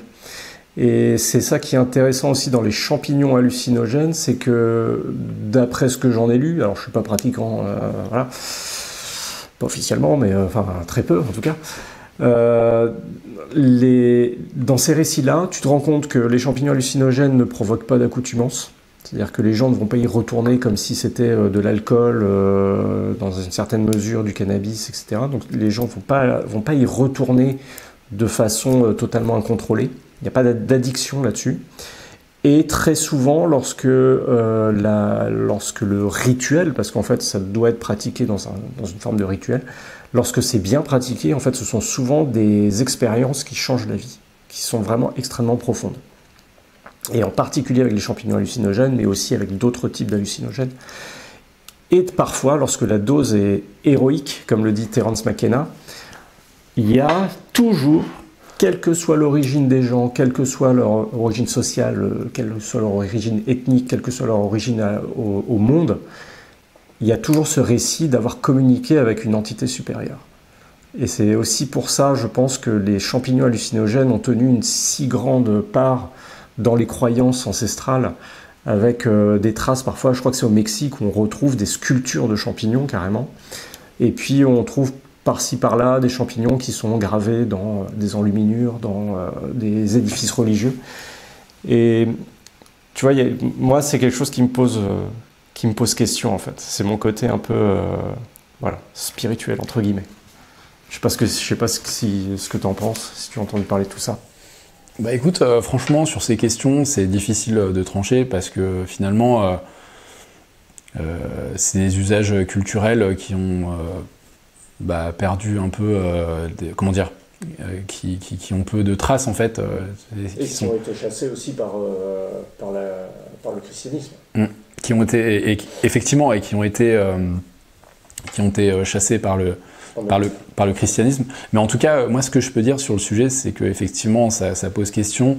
Les dessins, en fait, qui ont été retrouvés dans des grottes, notamment sur le site de Bradshaw Kimberley en Australie, où on voit du coup un chaman, un homme champignon, voilà, avec des circonférences autour qui peuvent faire penser aux visions qu'on peut avoir sous champignons hallucinogènes. On a également des vestiges en fait de cet usage dans les grottes de Tassili et Najer en Algérie, dans lequel on voit un chaman avec une tête d'abeille qui a dans ses mains des champignons et qui atteste effectivement le fait que ces champignons étaient consommés dans un cadre rituel ou religieux, et qui faisait probablement modifier qui faisait changer le rapport au monde des personnes qui le consommaient. Et c'est difficile en fait de savoir vraiment qu'est-ce qui se passait chez ces peuples, qu'est-ce qui se passait, mais en tout cas les dessins quand même attestent de ce changement en fait de rapport au monde, quoi. C'est-à-dire qu'au moment de cette consommation, il sortait un peu du mode survie, du mode purement biologique, quoi, de la vie humaine, pour passer à un rapport qui est plus de l'ordre de la conscience. Ouais, et tu vois que ça revêt une importance capitale, parce qu'en fait ils sont pas représentés. C'est pas comme les peintures rupestres où tu vois juste des scènes de chasse. C'est pas juste quelqu'un qui va aller ramasser des champignons. Tu sens qu'il y a dans la gravure, ou dans la peinture, on montre qu'il y a vraiment une importance capitale du champignon en tant que rite, en tant que... Exactement. Exactement. Et c'est vrai que ça fait réfléchir, puisque finalement, ce qui caractérise l'être humain et sa différence par rapport à l'animal, c'est cette capacité à établir des rites, justement, à construire des rapports entre êtres humains. C'est ça le début de la civilisation. Et c'est vrai que peut-être que les champignons, quand on voit ces dessins dans les grottes, auraient pu permettre de développer cette conscience-là. Et ce côté champignon, en fait, je pense que même de façon inconsciente, on la retrouve beaucoup dans la culture, en fait. Si je prends l'exemple d'Alice au Pays des Merveilles, tu vois, avec des champignons un petit peu foufou partout, même dans Jules Verne, avec les champignons géants dans Voyage au centre de la Terre. Alors, je sais pas, on en avait parlé, je crois, pour ton film. Oui, je te remercie de parler de ce sujet, puisque c'est le livre de Jules Verne qui m'a inspiré le film des champignons et des dieux, dans lequel tu apparais, et dans lequel effectivement on évoque cet épisode du voyage au centre de la Terre. Donc pour ceux qui connaissent pas, qui n'ont pas lu ce livre, c'est l'histoire d'un chercheur, donc le personnage qui s'appelle Lidenbrock, en fait, et qui décide avec son neveu Axel de partir dans une folle aventure pour explorer le centre de la Terre. Et au cours de leur aventure, ils vont descendre le cratère d'un volcan islandais pour atterrir dans une forêt de champignons géants, et qui seraient du coup les traces des premiers champignons qui seraient apparus sur Terre il y a 450 millions d'années, les proto-taxites, il me semble, dont tu avais parlé dans le film. Et d'ailleurs, je suis retourné voir ce qu'il en était sur ces êtres vivants-là. Et c'est extrêmement discutable. Alors, Prototaxites, c'est un fossile qui ressemble à, il faut imaginer une colonne de 8 mètres de long par 1 mètre de large. D'après les analyses qui ont été faites, il y avait des filaments fongiques à l'intérieur, donc du mycélium en quelque sorte. Maintenant, la question c'est, est-ce que c'était bien des structures dressées? Donc dans ce cas, il faut imaginer une espèce de tour de 8 mètres de haut, de matière champignon en quelque sorte. Ou est-ce que ça a été un réseau filamenteux qui a été, est-ce que c'était pas plutôt un biofilm à la surface du sol ou sous faible tranche d'eau qui aurait été roulé par les marées ou par les vents pour former cette espèce de colonne? Là, en fait, on ne sait pas trop si c'est une histoire un peu comme une sorte de lichen, ou ça, on n'en a pas parlé, mais les champignons lichénisés aussi, c'est quelque chose d'assez capital, d'assez important dans notre environnement. Mais là, en fait, pour Prototaxites, je sais qu'il y a un gros débat entre c'est un champignon qui était dressé, qui faisait 8 mètres de haut et 1 mètre de large, ou c'est une structure fongique qui a été roulée par le vent ou par les marées et qui a été fossilisée comme ça. Et en tout cas, j'ai vu également un papier qui dit clairement, vu la structure, vu l'analyse isotopique qu'on en a faite, etc., c'était ni un champignon ni un lichen, en fait c'est carrément un groupe à part. Parce qu'en fait en science, ça on le sait déjà, on avait parlé tout à l'heure que les champignons étaient classés dans un des règnes en 1969, c'était Whittaker qui avait proposé sa théorie des 5 règnes. De nos jours, on oscille toujours entre 7 règnes ou 5 règnes, mais toujours que les champignons ont leur règne à eux. Et en fait, quand on remonte dans le registre fossile, il y a des essais de l'évolution qui n'ont pas fonctionné. Donc il y a des espèces qui ont disparu et qu'on est incapable de rattacher à c'était un animal, c'était une plante, c'était un champignon. Et des fois, on est obligé de dire, voilà, c'est un groupe à part. Et je sais qu'il y a des chercheurs pour Prototaxites, justement, très spécifiquement, qui proposent l'idée que ce serait peut-être un groupe à part. C'est peut-être une structure à part. Que ce soit une colonne, que ce soit un truc roulé par terre, c'est peut-être un truc à part. Donc en fait, c'est classifié parmi les champignons, mais le débat est toujours ouvert, quoi, en quelque sorte. Okay. Ouais. Et juste en termes fossiles, je suis aussi allé chercher quand même quel était le plus vieux fossile de champignons, mais vraiment en étant sûr. Donc c'est un fossile dans lequel on a vraiment vu les ifs septés du mycélium et l'analyse isotopique ne semble pas... ne contredit pas en fait le fait que ce soit un champignon. Alors il s'appelle Urospharia giraldae et il remonte à environ 800 millions d'années. 800 millions d'années. Ouais. Donc c'est même avant l'ère qu'on a, l'étage, l'ère ou l'étage, je sais plus, ne m'en voulez pas, qui s'appelle le Cambrien, dans lequel on a eu une vraie explosion de la diversité des êtres vivants. En fait, c'est même antérieur à ça. Donc c'est fascinant de se dire que c'est quasiment 1 milliard d'années, quoi. Incroyable. Je me permets une courte interruption dans ce podcast pour vous parler de mon dernier livre, Lire la nature, paru aux éditions Solar. Il s'agit pour moi de prendre un peu de recul vis-à-vis de tout ce que j'ai pu faire par le passé dans le domaine du bushcraft ou de la navigation naturelle, et de considérer cette fois notre planète comme un grand ensemble de différents compartiments qui sont en constante interaction. Dans cet ouvrage, vous allez découvrir des centaines d'observations à réaliser et à interpréter. Comprendre par exemple comment l'atmosphère est en interaction avec les reliefs de la France pour générer des climats, voire des microclimats à l'échelle de votre jardin, et ce que cela peut signifier pour l'installation de certaines plantes ou certains animaux dans ces environs. Vous y trouverez également des dizaines d'applications pratiques pour vous reconnecter à la nature. Il s'agit véritablement d'une aventure scientifique et sensorielle. Et sans plus tarder, je vous propose d'en découvrir la bande-annonce. Et si la Terre était un immense organisme vivant, où chaque roche, chaque arbre, chaque goutte de pluie participait à l'équilibre d'un système global. Cette idée fascinante, connue sous le nom d'hypothèse Gaïa, a été proposée dans les années 1970 par James Lovelock et Lynn Margulis. Cette proposition poétique trouve aujourd'hui des échos toujours plus forts dans la communauté scientifique. Je m'appelle Alban Cambe, je suis auteur naturaliste et enseignant.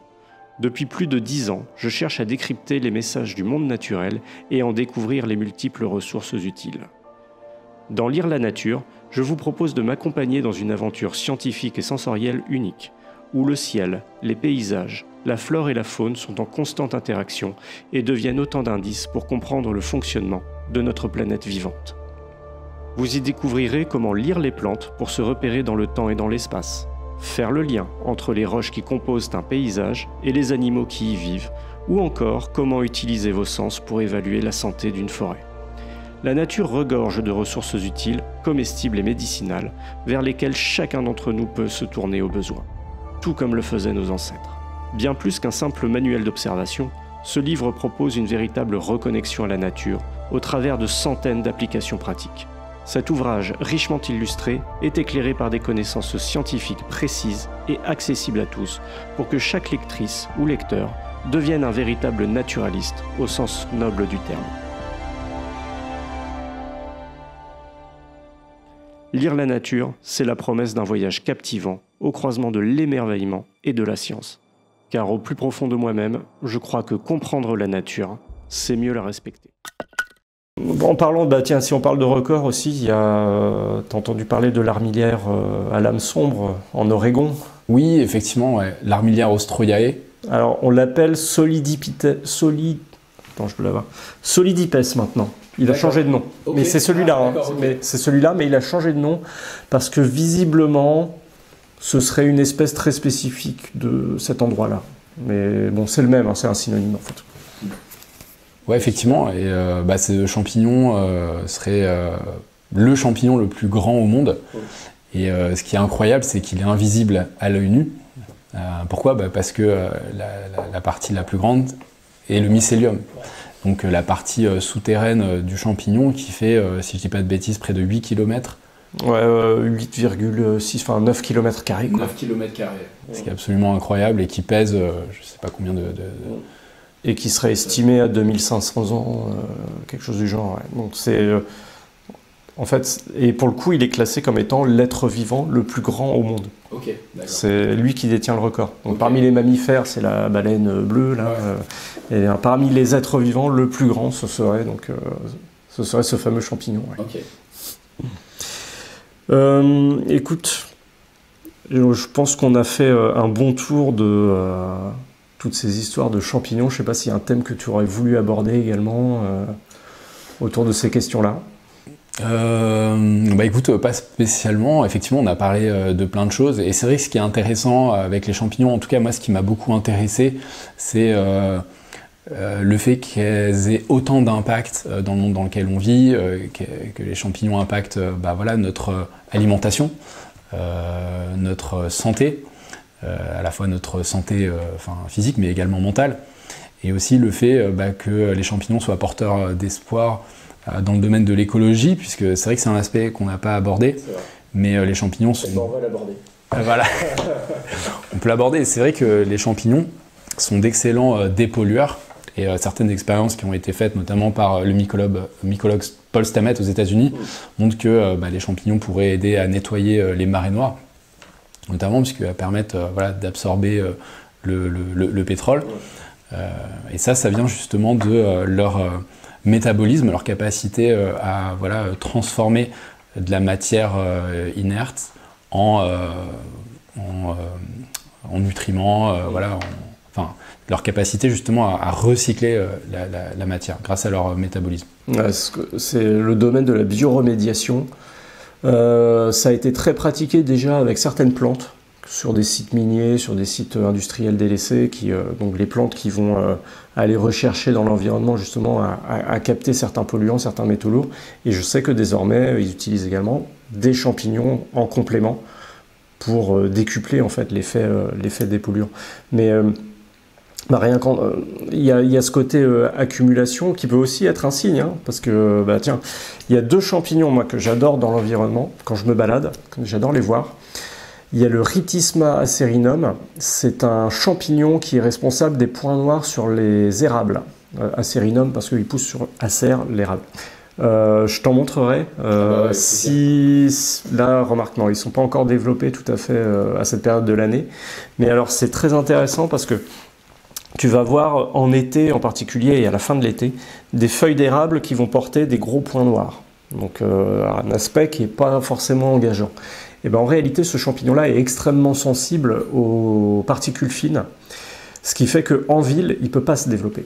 Donc il ne peut pas parasiter ou du moins coloniser les feuilles d'érable, et tu ne verras pas ces points noirs. Donc en fait, plus tu vois de points noirs sur les feuilles d'érable, plus l'air est pur aux environs. Et c'est pour ça que, tu vois, dans mon jardin ou aux alentours, je suis très content de voir ces points noirs sur les érables. Ça indique que l'air est relativement pur. Et l'autre champignon que j'adore, alors moi au début je ne savais même pas qu'il était indicateur, c'est la mitrule des marais, Mitrula paludosa. En fait, je l'avais repéré en Bretagne, je faisais un footing dans la vallée du Stangala. Et ça forme des toutes petites massues, orange vif mais pétant, une magnifique couleur qui dénote du coup avec le vert des végétaux aux alentours. Et en fait, c'est un champignon, lui aussi, qui est très sensible aux bactéries et aux métaux lourds et qui a besoin d'un milieu extrêmement humide. En fait, il t'indique une eau qui est pure, une eau que tu peux boire, sans purification quasiment. Il est très lié à la présence de sphènes, qui elles-mêmes sont des mousses qui permettent de décontaminer les eaux parce qu'elles acidifient le milieu, elles sécrètent un petit peu d'iode, donc c'est plutôt dans les tourbières. Et ça, la mitrule des marais, je l'avais aperçue en faisant mon footing, et en fait ça m'avait sauté aux yeux parce que sa couleur est extrêmement vive, et là pour le coup c'est un vrai indicateur de l'environnement. Donc les champignons, ils sont extrêmement accumulateurs comme tu le dis, et du coup ça se ressent dans leur vie, en fait, dans leur métabolisme. Tout comme les lichens, parce qu'en fait les lichens, on parle désormais de champignons lichénisés, donc ça montre que le champignon prend une place très importante dans l'être vivant lichen, et en fait c'est vraiment une symbiose, entre le champignon et une cyanobactérie ou des végétaux unicellulaires. Et eux, ils sont très dépendants aussi de la qualité de l'air. Donc il y a des lichens qui s'en fichent, qui poussent à Paris, comme tu vois, la Xanthorrhide des murailles, qui pour le coup est une bonne boussole naturelle, qui est d'autant plus colorée qu'elle est exposée au soleil. Mais la plupart des lichens qui sont extrêmement filandreux sont très dépendants de la qualité de l'air. Et donc plus vous voyez des lichens qui forment des petites ramifications comme ça, plus l'air est pur également, quoi. Donc ils ont aussi ce rôle d'indicateur, je trouve, pour notre environnement. Et dans un monde où on parle de plus en plus d'écologie, tu vois, de réduire les émissions de carbone, de prendre soin de la nature et tout, en fait, voilà, ce sont des signes que on arrive à quelque chose, je pense. Super intéressant. Ouais. Et aussi, alors j'ai vu très récemment, je ne sais pas si tu avais vu passer ces infos-là, que désormais on développe énormément de mycomatériaux. Je ne sais pas si tu vois ce que c'est. Ce sont des matériaux fabriqués à partir de mycélium ou tu vois, de fructification de champignons pour remplacer les matières plastiques en particulier. Il y a un court documentaire qui est disponible sur YouTube qui était passé sur Arte où justement on voit la bioremédiation des champignons sur une friche industrielle et le développement de casques de vélo dont le rembourrage est fait en mycélium de je ne sais plus quelle espèce. Parce que ces matériaux proposent justement une absorption des chocs, une certaine rigidité. On fabrique également des emballages pour remplacer, le polystyrène qu'on met dans, vous achetez, vous achetez une télé, une machine à laver, j'en sais rien. Voilà, ce polystyrène qui est polluant, qui va se dégrader, former des microplastiques. On arrive à former en fait des matériaux qui permettent justement d'emballer grâce aux champignons. Donc il n'y a pas que l'aspect médicinal, il y a aussi tous ces débouchés qui sont extrêmement importants et extrêmement bénéfiques, je pense. Donc ils n'ont pas fini de nous surprendre. Effectivement, ouais. Est-ce que tu pourrais juste nous parler très rapidement de ce film, Les champignons et des dieux, qui alors il est disponible sur YouTube désormais? Oui, bien sûr, effectivement, vous pouvez le voir sur YouTube, sur la chaîne du Café des Guerriers. Peut-être que tu pourras mettre le lien vers le film. Ouais, donc, voilà, ce film des champignons et des dieux, en quelques mots, je l'ai réalisé puisque j'ai observé un déficit de connaissances en France sur les champignons. Et je m'étais dit que c'était quand même dommage qu'il y ait si peu d'informations, en tout cas publiques, sur le sujet. Enfin, des informations grand public, parce qu'après, voilà, quand on cherche sur Internet, on peut toujours trouver des choses, mais il n'y avait pas vraiment de documents qui donnent un peu un état des lieux de la connaissance actuelle en France sur le sujet. Et je l'ai fait aussi pour rendre justice à toutes ces personnes qui étudient ce sujet, qui sont toujours un peu montrées du doigt, parce que voilà, c'est un peu bizarre. Moi, j'ai même une amie qui me disait parfois être critiquée pour s'intéresser aux champignons. Et je trouvais ça dommage, puisque en fait, on s'aperçoit que c'est un sujet qui nous concerne tous, et qui a des bénéfices pour notre alimentation, notre santé, et aussi pour l'écologie. Et aussi, je voulais montrer dans ce film que c'est un sujet porteur d'espoir, pour notamment la santé mentale. Moi, c'est un sujet qui me touche particulièrement, et je me suis dit, c'est quand même magnifique d'avoir des organismes dans la nature qui peuvent nous aider à surmonter ces problèmes. Et du coup, l'idée c'était de rassembler un peu les experts français du sujet, ou alors les personnes qui ont un rapport personnel avec le sujet. Et du coup, tu m'as fait l'amitié de participer à ce film, mais il y a d'autres personnes qui ont, dédié leur vie aux champignons, comme je vais les citer tous. Guillaume Lopez, Alexandra Couriot, Alain Tardif, le docteur Olivier Chambon, donc toi, Alban, et puis aussi le musicien de jazz Gaël Aurélou. Et voilà, donc j'étais vraiment super content de réunir ces personnes pour essayer de faire un petit état des lieux de la connaissance sur ce sujet. Voilà un petit peu l'histoire du film. Ça s'est fait en 1 mois seulement. Du coup, c'était un peu c'était une sacrée aventure parce que je suis allé faire les interviews moi-même chez toi. J'ai vu Guillaume, j'ai vu Alexandra. Et du coup, ça a été plein de surprises. Il y a eu plein de choses qui auraient pu ne pas marcher. Et puis finalement, voilà, ça a tenu. On a réussi à faire le film dans les temps avec un budget minimum, un peu en mode commando, puisque en fait, moi j'avais vraiment aucune expérience dans le milieu audiovisuel. J'avais juste fait quelques vidéos sur ma chaîne YouTube. Mais voilà, c'était vraiment un peu une sorte de document qui a été fait avec beaucoup de passion. Et je pense que ça se sent quand on voit le film, c'est que tout le monde vraiment était engagé, avait envie de donner un peu de sa personne pour que ce projet se fasse. Et voilà, après, maintenant, bientôt, ça fait 2 ans en fait qu'il est sorti. Et c'est vrai que je suis très fier d'avoir fait ça, et puis voilà, d'avoir pu rencontrer des personnes incroyables. Enfin, toi, tu fais partie des gens qui m'ont énormément inspiré aussi, voilà, par ton parcours. Modestement, mais ouais. Et non, et puis c'est vrai qu'avec le temps, je trouve que c'est ça qui est chouette quand on fait un film comme ça, c'est qu'en fait, on crée des liens aussi avec des personnes qui s'intéressent au même sujet que nous.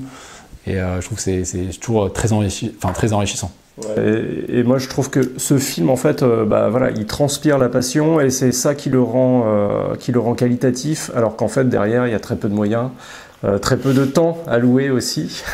Tu as dû avoir des nuits très courtes. Ouais. Mais non, le résultat est vraiment super intéressant. Donc, moi, j'encourage tout le monde à aller le voir. Vraiment, vraiment super intéressant. Et aussi, faut quand même en quelques mots qu'on parle du Café des Guerriers. Feu Oncle Tao, si je peux me permettre. Ouais, effectivement, ouais. J'en avais déjà parlé dans mon précédent podcast. On n'avait jamais pris le temps de faire une vraie interview. Et là, comme on est dans le domaine scientifique, je pense qu'on a un peu brossé l'histoire du pourquoi le Café des Guerriers. Ouais, complètement. Le Café des Guerriers, c'est le café que j'ai créé pour moi, avec des champignons pour atténuer les effets indésirables de la caféine.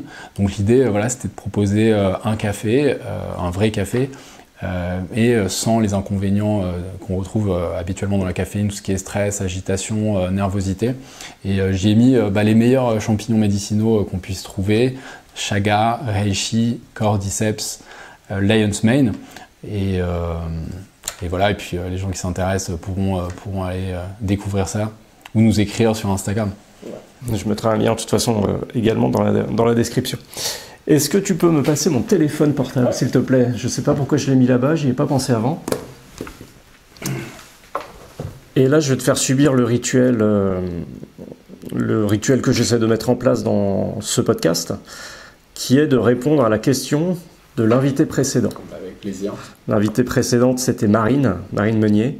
On a parlé de reconnexion dans la nature avec elle, c'était très intéressant. Donc là, je te diffuse la question. Oui, bien sûr. Ouais. J'ai envie de poser la question à l'invité suivant de son plus joli souvenir d'enfant en nature. J'adore, mais merci pour la question. Et pour moi, c'est assez facile. Mes plus jolis souvenirs en nature quand j'étais enfant, c'est les souvenirs de champignons. J'avais 5 ans, j'étais avec mon papa et ma maman. On descendait au bois pour cueillir des cèpes ou des girolles. Et puis c'est vrai que ces moments étaient toujours des moments joyeux. Il y avait toujours beaucoup d'émotions en fait à découvrir des champignons, les ramener ensuite pour faire des omelettes aux cèpes ou aux girolles, et puis passer des bons moments en famille. Donc pour moi c'est assez facile. Ouais, il y avait moi c'est pareil, quand j'étais enfant j'allais cueillir des champignons avec mon père en particulier, et il y a toujours ce côté chasse au trésor, je trouve. Quelle que soit en fait la découverte, Tu vois, c'est pour ça que j'ai, de façon très caricaturelle, et quand j'en parle avec des jeunes générations, je dis toujours que c'est comme la chasse aux Pokémon. Ah ouais. C'est-à-dire, tu sais pas si tu vas tomber sur un Pokémon qui est bien, un champignon comestible, mais en tout cas, tu vas en trouver. Et c'est toujours un spectacle, en fait. C'est toujours quelque chose d'assez magique. Du coup, est-ce que tu aurais une question pour mon invité suivant? Alors, oui, alors ma question serait, quel est votre premier souvenir de champignon? Ah, simple. Mais ouais. Donc, rapport avec les champignons, ça marche. Dans le domaine des champignons, dans ce domaine qui te plaît, est-ce que tu aurais des ressources à recommander? Bah oui, avec des livres, plaisir. par exemple, ou autre chose? Bah, je peux recommander le livre de Sheldrake, donc Le Monde Caché. Merlin Sheldrake, c'est un biologiste anglais qui a écrit un peu un chef-d'œuvre dans le domaine de la mycologie. Et ce que j'aime beaucoup dans ce livre, donc Le Monde Caché, peut-être que tu pourras mettre le lien, c'est qu'en fait, il décrit une histoire très personnelle avec les champignons et il met beaucoup de passion en fait à décrire voilà, leur fonctionnement, leur histoire et ce qu'ils peuvent nous apporter. Et aussi, je peux recommander le livre de Guillaume Lopez, Le génie méconnu et discret des champignons, que j'ai adoré. Et de la même façon, ce que j'ai beaucoup aimé dans ce livre, c'est le fait qu'il mette son expérience personnelle dans son récit et sa description des champignons. Et on voit que c'est vraiment une expérience qui a transformé la vie de Guillaume. Et j'aime beaucoup la façon dont il en parle. Et je trouve que c'est ça qui rend vraiment le livre passionnant. On apprend l'histoire des champignons depuis leur apparition sur Terre. Et voilà, tout un tas de sujets qu'on a pu aborder au cours du podcast. Donc voilà, je recommande vivement les auditeurs à découvrir ce livre, aux éditions Albin Michel. Moi, j'aurais tellement de livres à recommander. Alors, de Guillaume Lopez, justement, il y a son traité des champignons médicinaux, et oui, qui est je peux le montrer là. chez Ulmer, que j'ai acheté, je suis tombé dessus totalement par hasard et j'ai adoré. Pour le coup, si vous recherchez des applications pratiques dans le domaine des champignons médicinaux, là on a un livre qui est complet. Il y a plus de 16 espèces, je crois. Je ne sais plus exactement combien il y en a, enfin c'est quand même déjà assez important. Ouais. Il y a la façon de les préparer, la façon de les prendre, les symptômes qu'on cherche à traiter, 30 etc. 30 espèces, tu vois. Donc je trouve que là c'est le livre le plus complet sur le sujet. Pour ceux qui n'y connaissent rien en termes de champignons, il y a le livre qui s'appelle tout simplement Champignons aux éditions Tana de Nastasia Cambroc et j'ai oublié le co-auteur. Nastasia qui a un compte Instagram, je ne sais pas si elle l'a toujours. Mais ça fait longtemps que je ne suis pas allé sur Instagram, ça fait plus de 2 ans. Mais en tout cas, à l'époque, elle avait un super compte Instagram où on voit une espèce de champignon quasiment tous les jours, enfin vraiment, et très pédagogue.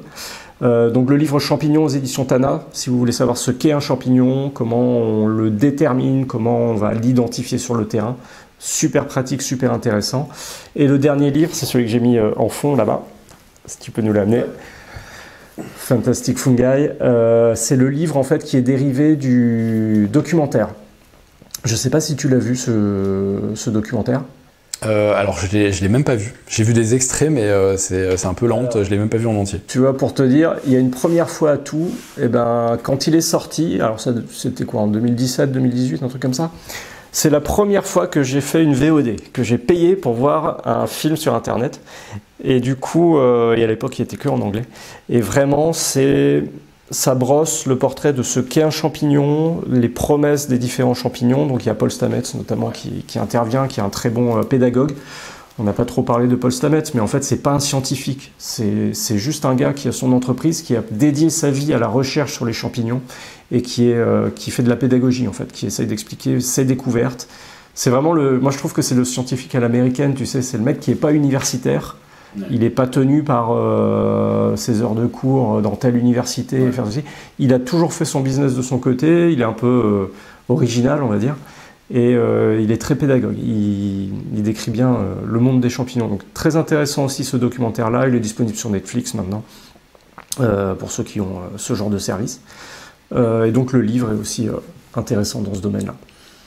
Et bien sûr, si vous voulez partir à la chasse aux champignons, un vrai guide de terrain. Et surtout, faites-vous accompagner parce que ça ne s'improvise pas. Voilà. Je ne sais pas si tu as autre chose à ajouter. Je voulais te remercier de m'avoir invité. Vraiment, merci beaucoup Alban. J'étais ravi de pouvoir échanger avec toi sur les champignons. Et voilà, merci à vous qui nous avez écoutés. Ouais, et merci à toi d'avoir fait le déplacement en tout cas. Super intéressant comme conversation. Je suis très content qu'on l'ait fait. Avec plaisir. Et peut-être à une prochaine fois. À une prochaine. Voici pour notre conversation avec Samuel Tessier. Suite à notre entretien, Samuel vous propose de découvrir la gamme du Café des Guerriers avec le code promo Naturaliste10. Rendez-vous donc sur le site cafedesguerriers.fr et rentrez le code Naturaliste10 lors de votre commande pour bénéficier de 10% de réduction. Si cet épisode vous a plu, si vous y avez appris des choses, n'hésitez pas à le partager avec vos amis, votre famille, toute personne intéressée par la nature. Pour nous soutenir, vous pouvez aussi laisser une évaluation jusqu'à 5 étoiles sur Apple Podcast, Spotify ou un commentaire si vous avez regardé le podcast sur YouTube. Le meilleur moyen de soutenir mon travail, c'est de vous rendre chez votre libraire et de commander l'un de mes livres. Si vous êtes intéressé par la survie, le bushcraft, vous pouvez vous procurer le grand guide du bushcraft qui a été publié aux éditions Solar. Si vous êtes intéressé plutôt par les indices de la nature, vous pouvez vous procurer mon dernier livre, Lire la nature aux éditions Solar. Pour un roman, tournez-vous vers Bivac aux éditions Parti pour. Et pour les enfants, vous pouvez aller vous procurer le livre Décodons les signes de la nature aux éditions Vagnon. Je vous donne rendez-vous très bientôt pour un prochain épisode. D'ici là, merci pour votre écoute, merci pour votre soutien et merci pour votre intérêt. Merci de vouloir comprendre la nature pour mieux la préserver.